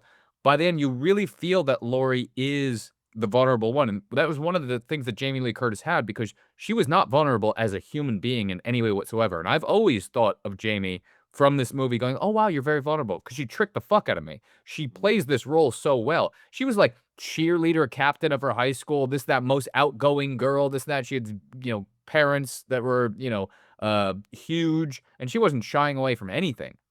But in this movie, she has to be tail between her legs, scared little girl that you have to feel bad for, and she murders that role. I watch it every time, and I'm feeling bad for her. I'm feeling a little bad for Tommy Jarvis, who the bullies are like, the boogeyman is coming, and they ruin his pumpkin. Like, that little moment of just, like, tripping him and ruining his pumpkin, I feel so bad. I feel as bad for him that I do for fucking Piggy in Lord of the Flies. I'm like, no, they've ruined his pumpkin. He was holding the pumpkin. Like, those little moments of that draw me in. And they take the time with the characters in this movie versus many of the other I don't want to say rip-offs, but many of the other films that come after this trying to do the same type of thing. And they just kind of cut to the chase a little bit quicker. They go like, yeah, you're going to like these characters no matter what. Anyway, moving on. This one took the time to make you feel Laurie and her plight. Like, she's really, that scene in the car when she's like, no, you told Ben Tramer, or they're talking on the phone, like, you told Ben Tramer. You start feeling her embarrassment, about that. And you're into her character, and it brings you back to like a little high school thing. If you had a crush on somebody and like somebody told, no, you told them. Like, those moments would just be kind of cut out in later films. Like, no, we don't need that. Just get to the action. Yeah. I do agree. You do really like her in the movie, the character. I mean, the actress is great. Yeah, Jamie Lee Curtis, she's great. As a character, yeah, I'm realizing you're right. You're drawn in. She has this sweetness, she has this innocence. There's like this every girl quality to her. Vulnerability, yeah. The Yeah, nerdy, like, she's super right. smart. Like, in that scene that becomes the Paul Thomas Anderson scene of her sitting in the back. I mean, I'm only saying Paul Thomas Anderson because he ripped it off with Roller Girl, but she's sitting in the back and she's spacing out and looking out the window and she's seeing this car there. She's very observant. She sees the car, and then you don't even hear the teacher. And then the teacher calls on her, Laurie, and then she just gives the exact answer. It's showing how aware she is on numerous levels and how smart she is. Well, Yates is saying blah, blah, blah, blah, blah. And the teacher's like, that's correct. Yates was definitely saying, and you're just like, wow, Laurie is aware on so many levels. She's able to just essentially say the answer without even thinking about it, really. Yes. Oh, that's interesting. Okay, yeah, that's interesting. Yeah, and now that I'm thinking about it, I'm reflecting on the viewing, I realize that you're right, actually. As I was watching, she gets contrasted to the other girls, those other two girls, the other two Right. that get killed. And She's so kind of like the nerd hanging out with the popular girls, and they're teasing her a little bit. Laurie, you need to get out of your shell. Do this, do that. And we're watching this whole Right. thing through Laurie's eyes. We're feeling for Laurie. We are Laurie when it comes to that. The first opening of the movie, you're Michael's POV, but the rest of the movie, you're Laurie. And it's interesting because those two other girls seem like they're fairly obsessed with sex, if I can phrase it that way. Yeah, no, It's like 100%, and it's all they what talk about, and right? that's what the producer who was, Deborah Hill was saying, and what he was trying to say was like, listen, that's what we weren't trying to make a commentary. That's what all teenage people are obsessed with, and they're like, we're just trying to reflect that, and they're trying to just Right, bring that to right. the open of like the majority of like think about the when you're a young 13, 14, 15, 16-year-old guy, you're thinking about sex. Girls are thinking about the same thing. You're young, you got these hormones, you got this and Right. that, and that's what the horror movie does, especially when it talks about teenage kids. They're not sitting around every day going like, "Well, E equals MC squared." They're thinking about fucking. Like, they're thinking about they can't fuck. Who doesn't want to fuck me? How can I not fuck? Like, they're young kids Yeah. with these hormones going like, "Wow, I want to get fucked or I want to fuck." Like, Right. depending on Yeah, what sex you are or whatnot. I remember high school. Yeah. I remember I my first remember beer. that. Yeah. I remember that. But she's contrasted to those other girls, and I have to say, now that I'm reflecting back, those other girls have a level of vulgarity to them Yes. where there's something they're not quite as likable as Laurie. There's something very likable about Laurie. Like you Her said, she has innocence. It is her innocence. yeah. Yeah. So that's And her what that vulnerability. Yeah. right. So those are the interesting themes that now start to come into play, where Carpenter might say, "Oh no, I wasn't intending any of that." And yet, when you watch it as a film, as a work of art, what is the art doing? It's And there. the Yeah, it's there. yes, You nailed it when you said whether you wanted or meant it or not, it is there. yeah, so you have this idea of like the slightly more vulgar girls who are thinking about sex and they're having sex, I don't know if you want to bring it to a religious level, but like, they're having sex before marriage or whatever you want to, however you want to frame it. But the point is they're kind of distracted. They're, thinking about it to such a degree that they're not even aware of what's going on around them. And the killer, Michael, basically easily kills them. And Laurie has that innocence, and Laurie, the other girls are always telling her, you should go date, right? Right. Go be with guys. The other girls are basically saying, you should be like us, Yes. you Join the know? club. Right. Become free to and that's the way that Yes. the producers are looking at it going like, these other ones have these other girls have already found themselves. They're comfortable within their skin. They know who they are. And you're 100% saying that same thing to Laurie. But Laurie's vulnerability is something that we can all relate to. Mm. Everyone has grown up and felt a little awkward at a certain time, no matter who you are. Maybe if you're a psychopath, sure, you didn't feel awkward at a certain time, whatever. But Mm. it's a very relatable main character to see the eyes through of somebody, and you're going, "Oh, I feel bad for Laura. I've been in that position. Oh, she just got a crush on this person. Oh no, a friend just said something, and now she's going, oh, my world is collapsing." Like it's like a little 12-year-old aspect of her that is in her head that you can put yourself back in and go like, "Oh wow, yeah, in high school that might have been really awkward." It feels like your whole world is collapsing on that, and it brings the Mhm. audience into that character. Yeah. She's more innocent, has more of a relatable quality, and, she survives, right? So the other two girls, by contrast, they're saying, be more like us. And Lori is not really like them. She's friends with them. She likes hanging out with them, but she's not completely like them because she is more shy. They're the So, sirens. They're the sirens saying, "Come this way, come this right. The two way." girls on either side of her. Like, Yeah. right. Okay. Yeah, and so, to me, the filmmaker, whether he wants to admit it or not, is essentially, you know, there is a punishment aspect to that. There is like okay, those two sirens are trying to pull Laurie into their way of life. But what the filmmaker is saying from the outside, from his God position, is no, that's the wrong way to be. Don't be like those girls. Yes. Whether Because, whether you knew you were saying that or not, the right. subtext is there, and that is the subtext that was picked up and ran throughout the 80s. So I Yeah. get the fact of what I do like about the fact of him kind of saying that is going like, listen, I don't want to take credit because it'd be so easy to take credit for that. Sure, I took credit for another decade or 12 or 15 years of films after this, and I did it from the beginning, and I knew all of that. What I like about him was going, hey, listen, we didn't mean that. Me and Deborah Hill did not mean to put that in here. You guys can take that for what you want and do that. But it doesn't discount the fact that, yeah, sort of subconsciously, you probably put that there. To me, that's one of those filmmaker things. Like, you have to say that you didn't intend to put that there, because if you said, oh yeah, that is what I intended, then it immediately becomes uninteresting. It's more interesting if the filmmaker says, well, I didn't really intend that, but if that's what you read into it, then go ahead. And now that spurs you on to say, well, now I'm curious, I want to read into it, you know, Okay, because there's but like I a would say a mystery. director like Tarantino would take full credit for it. And I love Tarantino. I'm not saying anything against him, but if somebody goes like, "Hey, you did this," yeah, 100%. I'm not saying that. I'm not saying that. John Carpenter is just a different type of guy who will just be like, "Yeah, no." Like his direction to The Shape. Like this is. Let me go a little bit more into this. Like The Shape is Michael Myers. It was referred to as The Shape in the script, and it was just played by his friend who came. One of the people who played The Shape was his friend who came to visit the set. He got $25 per day. And, his direction when he asked for actor motivation for moving, he was like, "So, what is my movement?" I think, like, he even had, like, a slight background, his friend who ended up playing, Michael Myers, quote, unquote, "the shape" that it was referred to in the script, and that's what lore refers to him as. He asked him, like, "Oh, so what is my motivation from going from here to here?" And John Carpenter goes, "You're walking. You're walking from point A to point B."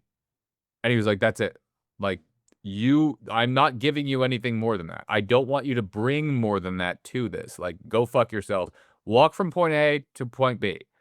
And, like, that's the way that he approached certain aspects of things. Obviously, he didn't approach that with other characters or Laurie and, anything.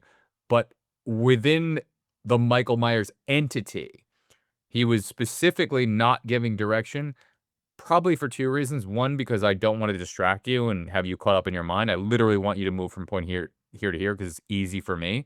And part number 2, they were not trying to build up the mythology that came from all these movies after it. He was trying to go, "I wanna have this ultimate thing, don't overthink it. It's just this mindless." It's like Jaws. It's a mindless eating machine that's going from here to there. The motivation for the shark is what? It's just, "I wanna eat. I wanna eat. I wanna eat." This motivation here, he did not want to distract the actor with some sort of bring this to it. "Oh, you when you were a child was this." He wanted to have this ultimate evil, and it weirdly came from him. He said he went to, an asylum when he was younger, and this becomes the speech in the movie when Loomis is talking about these, lifeless eyes like a doll's, like these dead eyes, and it's very much describing, like, Jaws when, like, Quint is talking about this lifeless thing. That that is reflected in here because, Carpenter, when he went to, like, an asylum at one point, he saw this young boy, and he was like, "I saw nothing behind this kid's eyes. I was watching this little boy, and I saw absolutely nothing, this deadness." Now, I don't think he particularly got that exact look that he describes so well when they pull off the mask at the beginning. They go, "Michael," and he's holding the knife. I don't think they got that perfectly.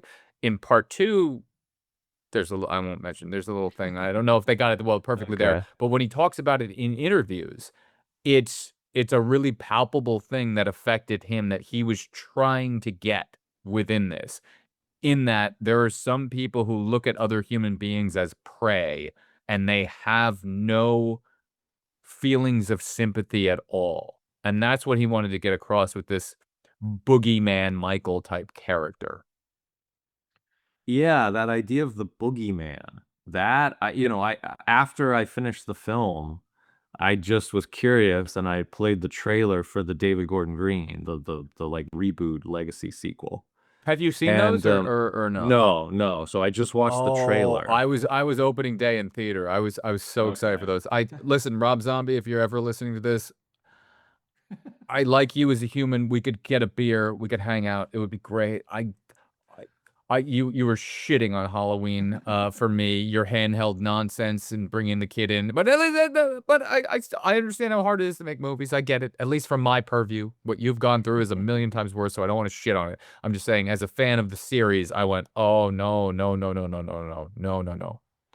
The David Gordon Green one to me actually looked interesting. I watched the trailer and I thought I'd like to. After watching the first movie, I thought I'd like to watch this. This one because They are interesting, and I'll tell you the ending credits of one of his when it goes, all the times have come. It's the cowbell song, right? He plays Don't that. fear the Reaper. Yeah. And guess what's played in Laurie's a friend's car when they're driving in this? It's the exact Okay. same song in the 1970s. It's one of John Carpenter's favorite songs. So Oh, okay. I have a reaction video that I did. I'll send it to you after this, like 3 years ago when I saw his movie in theaters. I think it was the sequel. It was he did his own Okay. trilogy. I think it was the sequel to it. Right. And I did a reaction that night to what I felt, and I called out that cowbell song that he ended the movie with. And I was like, "Oh, you're joking with this one because it's all cowbell." I only realized today, yesterday when rewatching, I go, "Fuck, how did I never notice that that was in the original Halloween?" And I felt, okay, you were ahead of me. I fucked up. Oh, interesting. And the idea of don't fear the Reaper, so the Grim Reaper. So Yes, this is death, 100%. right? Yeah. So this idea of just like death coming for you. So it's this. It's like I think that's one of the things that did make this really interesting is that he takes it to this level of like mythology, where Norman Bates feels like he's based on Ed Gein, like a Right. real, serial killer, and they explain the psychology. But this is like, yeah, they give him a name. He's Michael Myers. They show him as a kid. But you There's have no idea, no motivation. There's no, he killed his sister because he's evil because, no, Right. he's just evil incarnate. This is just evil. There is evil, and it is him.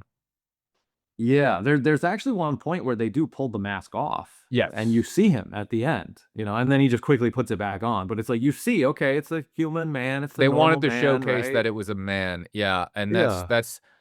there's some controversy around that too, because that is not the main guy who played him. It's not John Carpenter's friend who played him. They cast a different man for that sequence. And I think Nick Castle was the guy who played Michael. Has always been a little nettled by that. I got paid $25 per I day. see. You decided to have this guy, but everyone knows, like, who's a fan knows that, like, he was the one. But you casted this other man as this to just show the face for a second, and that became a big '80s trope. In each movie after, like, Friday the 13th part 2 and going on, it was always like, when's the reveal shot of Jason gonna be? What's he gonna look like in this one? The Oh, masked figure, and then the reveal at the end of the third act was always a The big de- thing. the Right, demasking. right. Oh. Yeah. I liked how in Halloween it was like a throwaway, It where the was. It's mask, 100%. Yeah.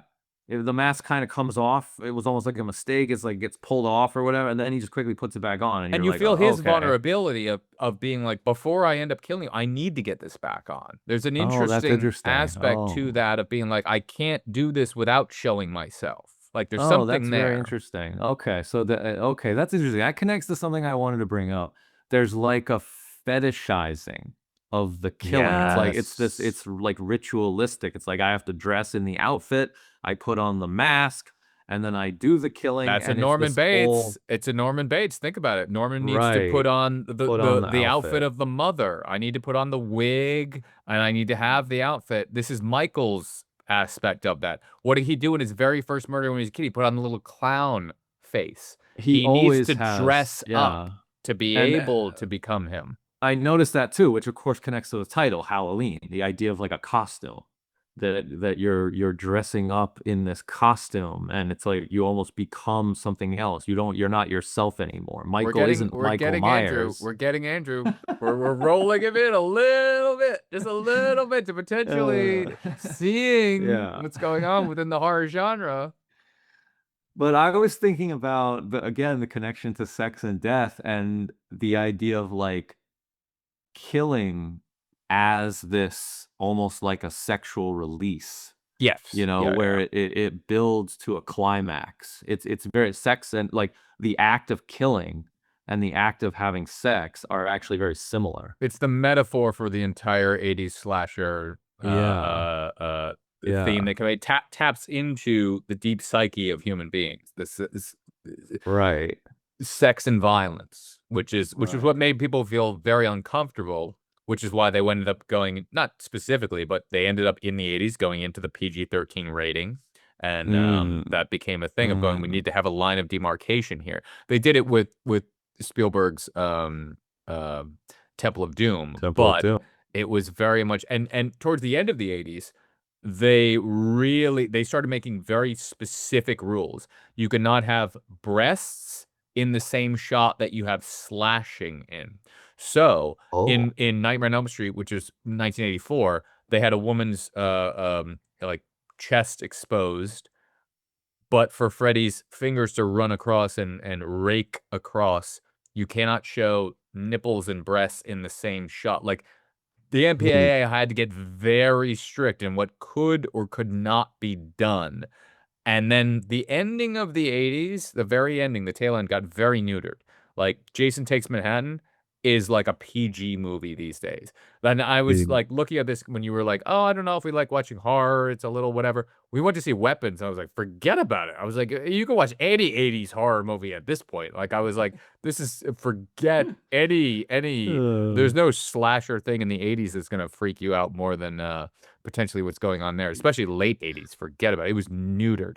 They have on DVD, here was the scene before that was considered X-rated, and you watch it this day, and you're like, really? That's what was being Mm. censored? Yeah. That's interesting.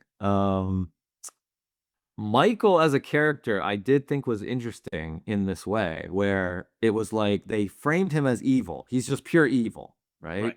Okay, but as a kid, he sees, is it his sister that he kills at the beginning? At the Or beginning of the movie, yes. In yeah, the opening yeah. sequence, he kills his sister, yes. Yeah, I thought it was his sister. Okay, so he sees her with a boy. She just had Who has the sex. quickest sexual Yeah. interaction of any human being in any way. Like, there's no way she's satisfied. This was a 90-second fuck, and he had his clothes Yeah. back on and out the door. Yeah, by the time little boy Michael grabs the knife, he's done, and yeah, he's out the He's door. done. Yeah. Yeah. Oh, and then of course the idea of the knife with like a penis, right? And so there's that connection as well. Yes. Okay. So Penetration. penetration, there you go. Michael only kills girls who have sex, basically. Like I thought that like nudity is like his trigger. That's what I was thinking when I was But he's watching the trying to film. kill Laurie, and Laurie hasn't had sex. Well, So it's that's not- interesting. So that's when it changes. But what I was thinking over the course of the film is that Michael, even though they frame him as he's just this pure evil, the Dr. Loomis says, I don't understand this guy. I've been studying him for years and I don't understand him. He's just pure evil. But I was watching the movie thinking, but wait a minute though. He's clearly a messed up little boy. He's clearly a little boy who has issues with sex. Like he hates it when women have sex. So he sees his sister have sex. She's naked. He kills her when she's naked. Then the next girl we see him kill, he doesn't really, I don't think, get set off until she strips in the kitchen, right? She spills the butter on her clothes and she strips. And now she's naked in the kitchen and it shows his POV looking through the window, And it's like, and Hazel said to True. me, she's like, oh, his trigger is nudity. Like when a girl takes off her clothes, he's like, I have to kill her. It's almost like his version of sex. It's like he's getting stimulated. And now, it's like for us, a normal human man who, is psychologically okay. He sees a naked girl. He thinks, I want to have sex with her. But Michael sees a naked girl and he thinks, I need to kill her. So I'll say true, but not 100% true. But I will say true. For that, he does kill other people that are in his way, or like the man he got the outfit off of that he's wearing was a mechanic. So on That's his true. way from one place to another, Okay. if you're in his way or you're just convenient, I will murder you. He kills a dog as well, strangles Okay. the dog to death. But I know what you're saying. It's all there, but it's not mutually exclusive where it's 100% the thing that's there. Okay, I'll agree with you. Of course, you're right. He does kill other people, but the way I would describe it is that he kills other people on the way to his goal of killing Yes, these I women. agree with you. And Like this those, all is yeah, the psycho Ed Gein. This all comes back to that uh uh mothering whatever aspect there that is there of women and sex that was in Norman. You have attraction to this other woman. Now you need to kill. So that's that lineage from Psycho from Ed Gein is 100% in the Michael Myers character. Yeah, and with the mask and everything, and I thought it was interesting too how there were practically no parents in the movie either, right? Do you It's true. notice that? Laurie's father, the only time you ever see him in the Yeah, entire series is here in this movie when he's just like, "Hi, are you going for to a be back by second. whatever? Yeah, you dropping off the keys to whatever." There's one shot of him, and that's it. Yeah, That's gone. you never see, and you don't really ever see mothers. There's the father. There's True. Laurie's You see the father. father, you see the other father of the friend who's the cop, and there's a reason for him to be that Right. character. But you only see him, you don't see him as a father. You see him as a police officer. You know what But I you mean? never see her mother, No. and you never see Laurie's No, mother. we're very insulated into seeing this from the teenage perspective. They're trying to hide things from their parents. Oh, we're smoking weed. Oh, get away, get away. Oh, dad's gonna smell this, isn't that? They're being Right. secretive, and we as the audience are being insulated into their perspective. So we're only seeing them, and then we're seeing them from Michael's eyes. So Psycho is very much about mothers, Oh, yes. right? The mother, and Hitchcock was kind of obsessed with that Mother, theme oh of the God, mother. mother, blood, blood. Right. So the mother is so important in Psycho. And now you go over here to the inversion of that, Halloween, and there's no mothers in the whole movie. It's only fathers. Very smart. There's the And then, metaphorical mother who is in real life Jamie Lee Curtis's mother, who's just the ghost of our thoughts. But you're right. Within the film, hold on, within right, the film, there are no mothers. right. Mother has been stripped away completely from this movie. Yeah. Even at the opening, Michael, he kills his sister. We don't see his parents, Right. Well, no, the right? parents rip off the mask, but the father's Oh, those are voice okay. is the one that comes in. The father says, "Michael." The mother says nothing. Okay. I forgot. It ends with those are his parents. Right, but we Right. only hear the You father's do voice. see We the do not parents. hear Okay, yeah. we do not no, but we don't see the mom's face. We Right. just hear the father say Michael, and we only see them from behind as it pulls away. The mother is Mm. stripped Mm. as an identity from this film is maybe where you're going, and that's an interesting thing to think about. I never thought about Yeah, that.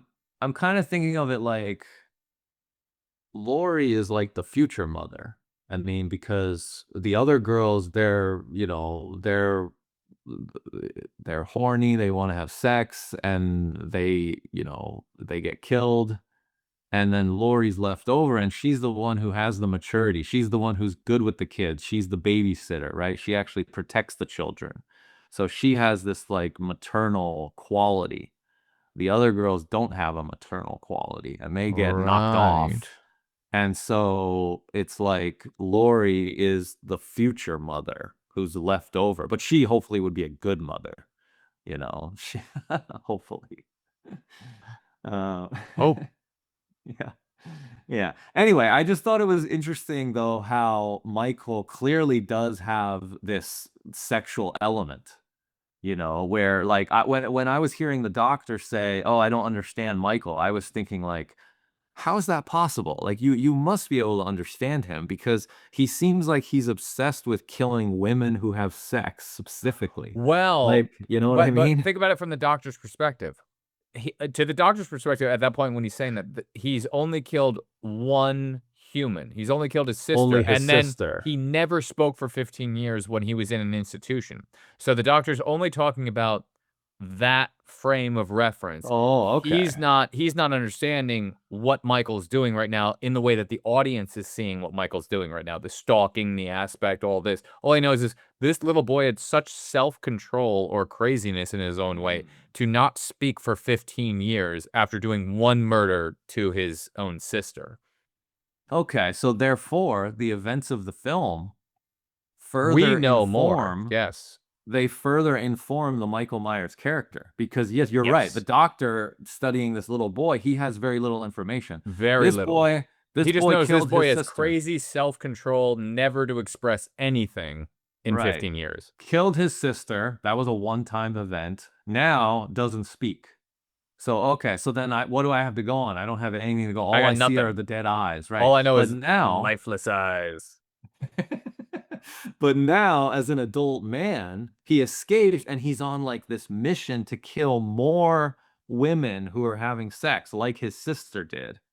So now you have more information. So now I feel like in part 2, I want like the psychology to be revealed as we go. I feel like that's what I wanted. I want to understand this more. Maybe it's So basically, what you're saying is you'd like to watch part 2.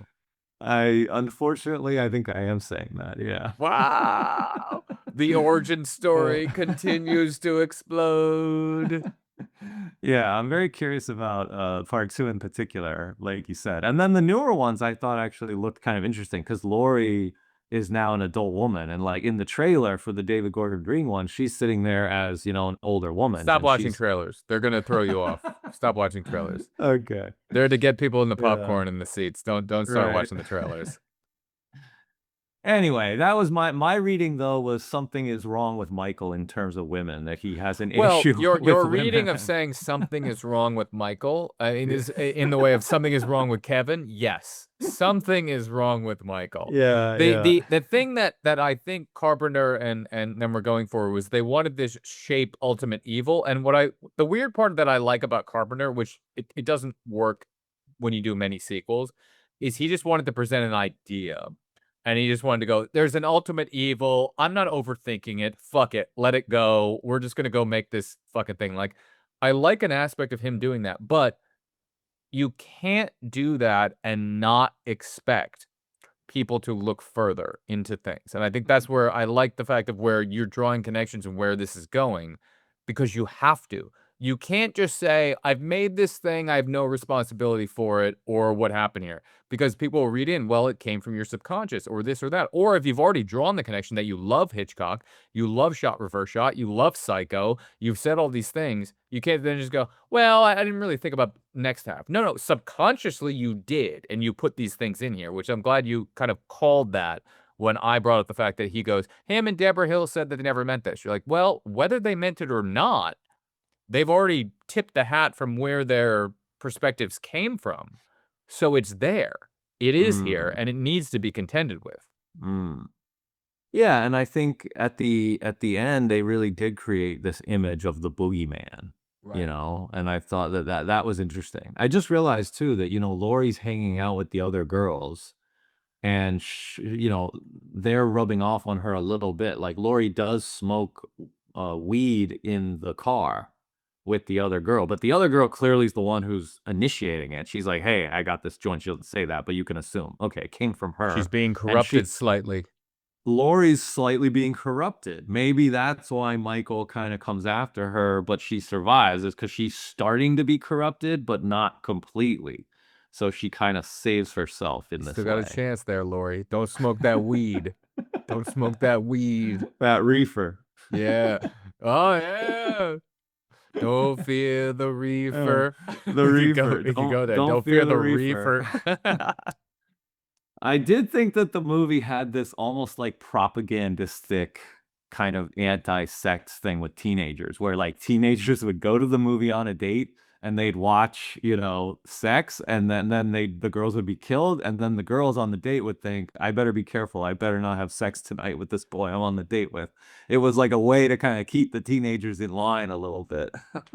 I'll give you one more thing that's just an interesting connection to showing something, is that, you know, when she has sex and she's going, where's my beer? And he opens the door, and it's very kind of terrifying, him standing there with the sheet over. Oh, and they're her head. underage drinking, and they're drinking. They're drink. Yeah, Well, and at that time, I don't know. I think the legal age might have been 18 for drinking Okay, at the well. time. They might have moved it. But either way, Anyway, yeah, um, okay. she picks up the phone and he strangles her with the phone cord, right?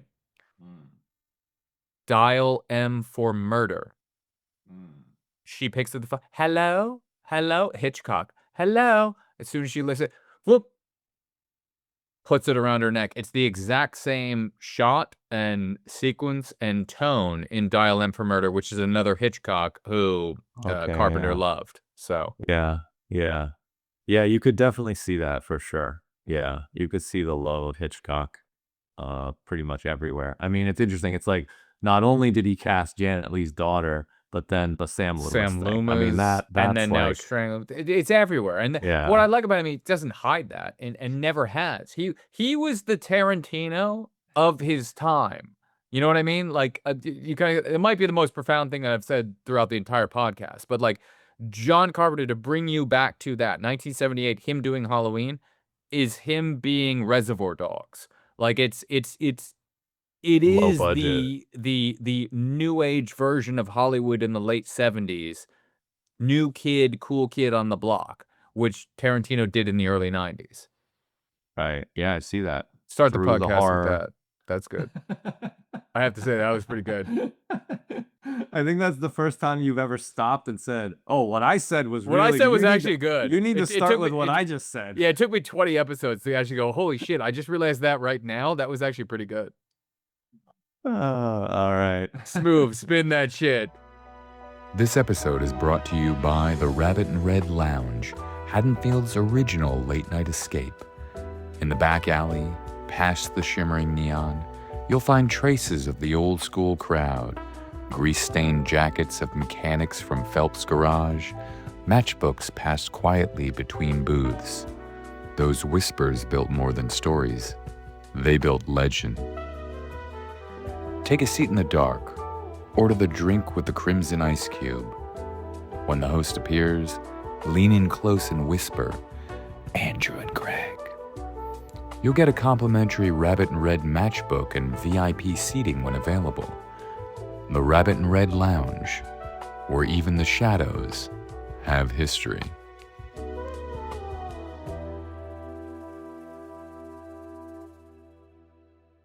Okay. Should we just do like last I mean, thoughts? yeah, Like, what do last you- thoughts? Last thoughts from you.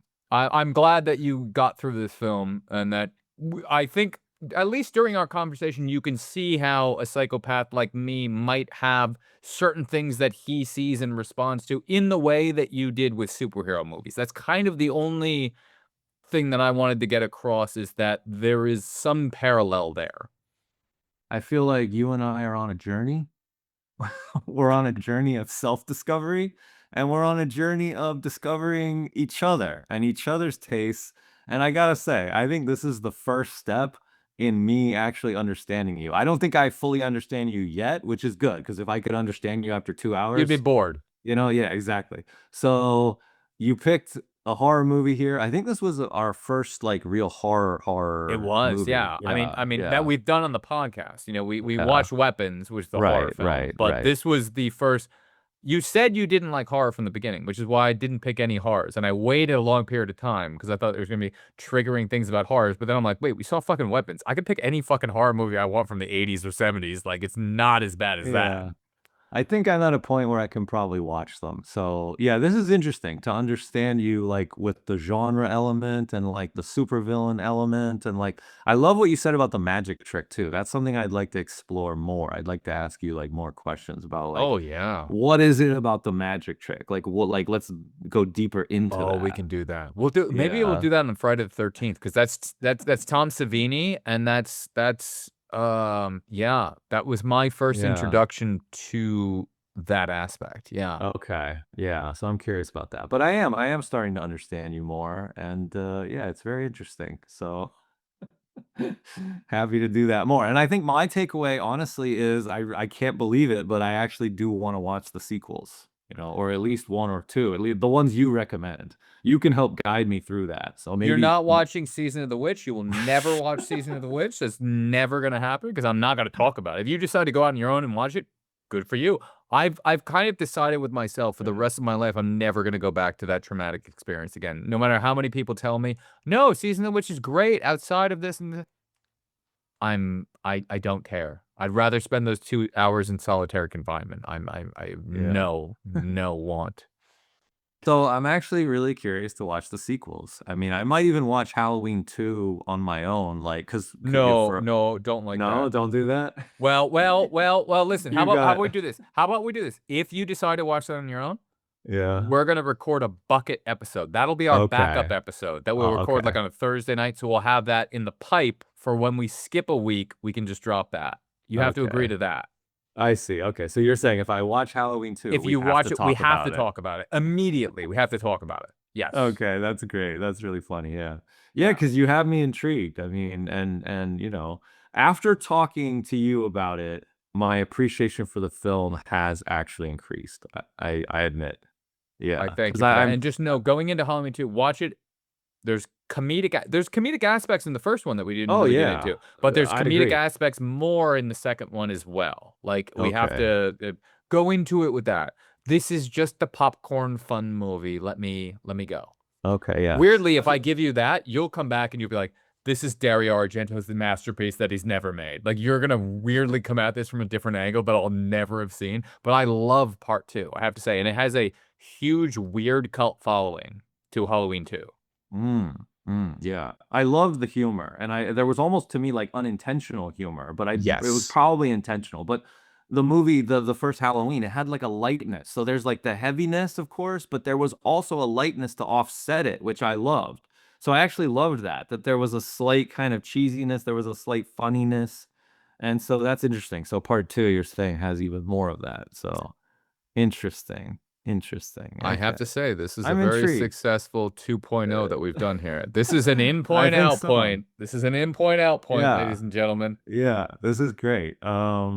You actually you've made me understand film history more, the history of horror films, the evolution of horror films, and you've made me appreciate that more. So You did that to me with Superman, so hey, I gotta return the favor. I gotta pay it look forward. at that. Look at that. Ladies and gentlemen, let's have Smooth hit that shit. I'm the break in the flicker, the cut in the edit, the blade through the credits, a frame they embedded. Light in the distance, persistence poetic. The dark is a prison, I brighten with aesthetic. No stunt doubles, I tumble through trap fights. The scripts in my soul, I control when my track spikes. Whisper in a reel, I reveal with the black light. The dark is a canvas that I carve with the flashlight. Call it a war cry, a cinematic spark. A puzzle in the shadows, a code of the art. It's Andrew and Greg and the legacy embarks. Our voices ignite and we light up the dark. Did I hang up on you? No, I didn't. Okay. No, I'm sorry. right here. I just had like a call come through my computer. It doesn't matter. It's just 2.0. This is saying it. So, yeah, okay. Anyway. Just to let Yeah, the so audience the- know, we've decided sometimes Andrew cuts out little things like that that happen I don't because know what, yeah. we talk. We're not in the same room. But we've decided that we're leaving everything in from now on. So you're getting pure authenticity from us. So anyway, okay, so the Reaper, the Grim Reaper. 2.0. Leave it in. It's okay that we get lost for a second. Right. There's Andrew, there was one moment there where you lost your train of thought. There was 5 moments where I lost my train of thought. Indiana, let it go. Yeah. People like Yeah, the you- authenticity. Let it go. Yeah.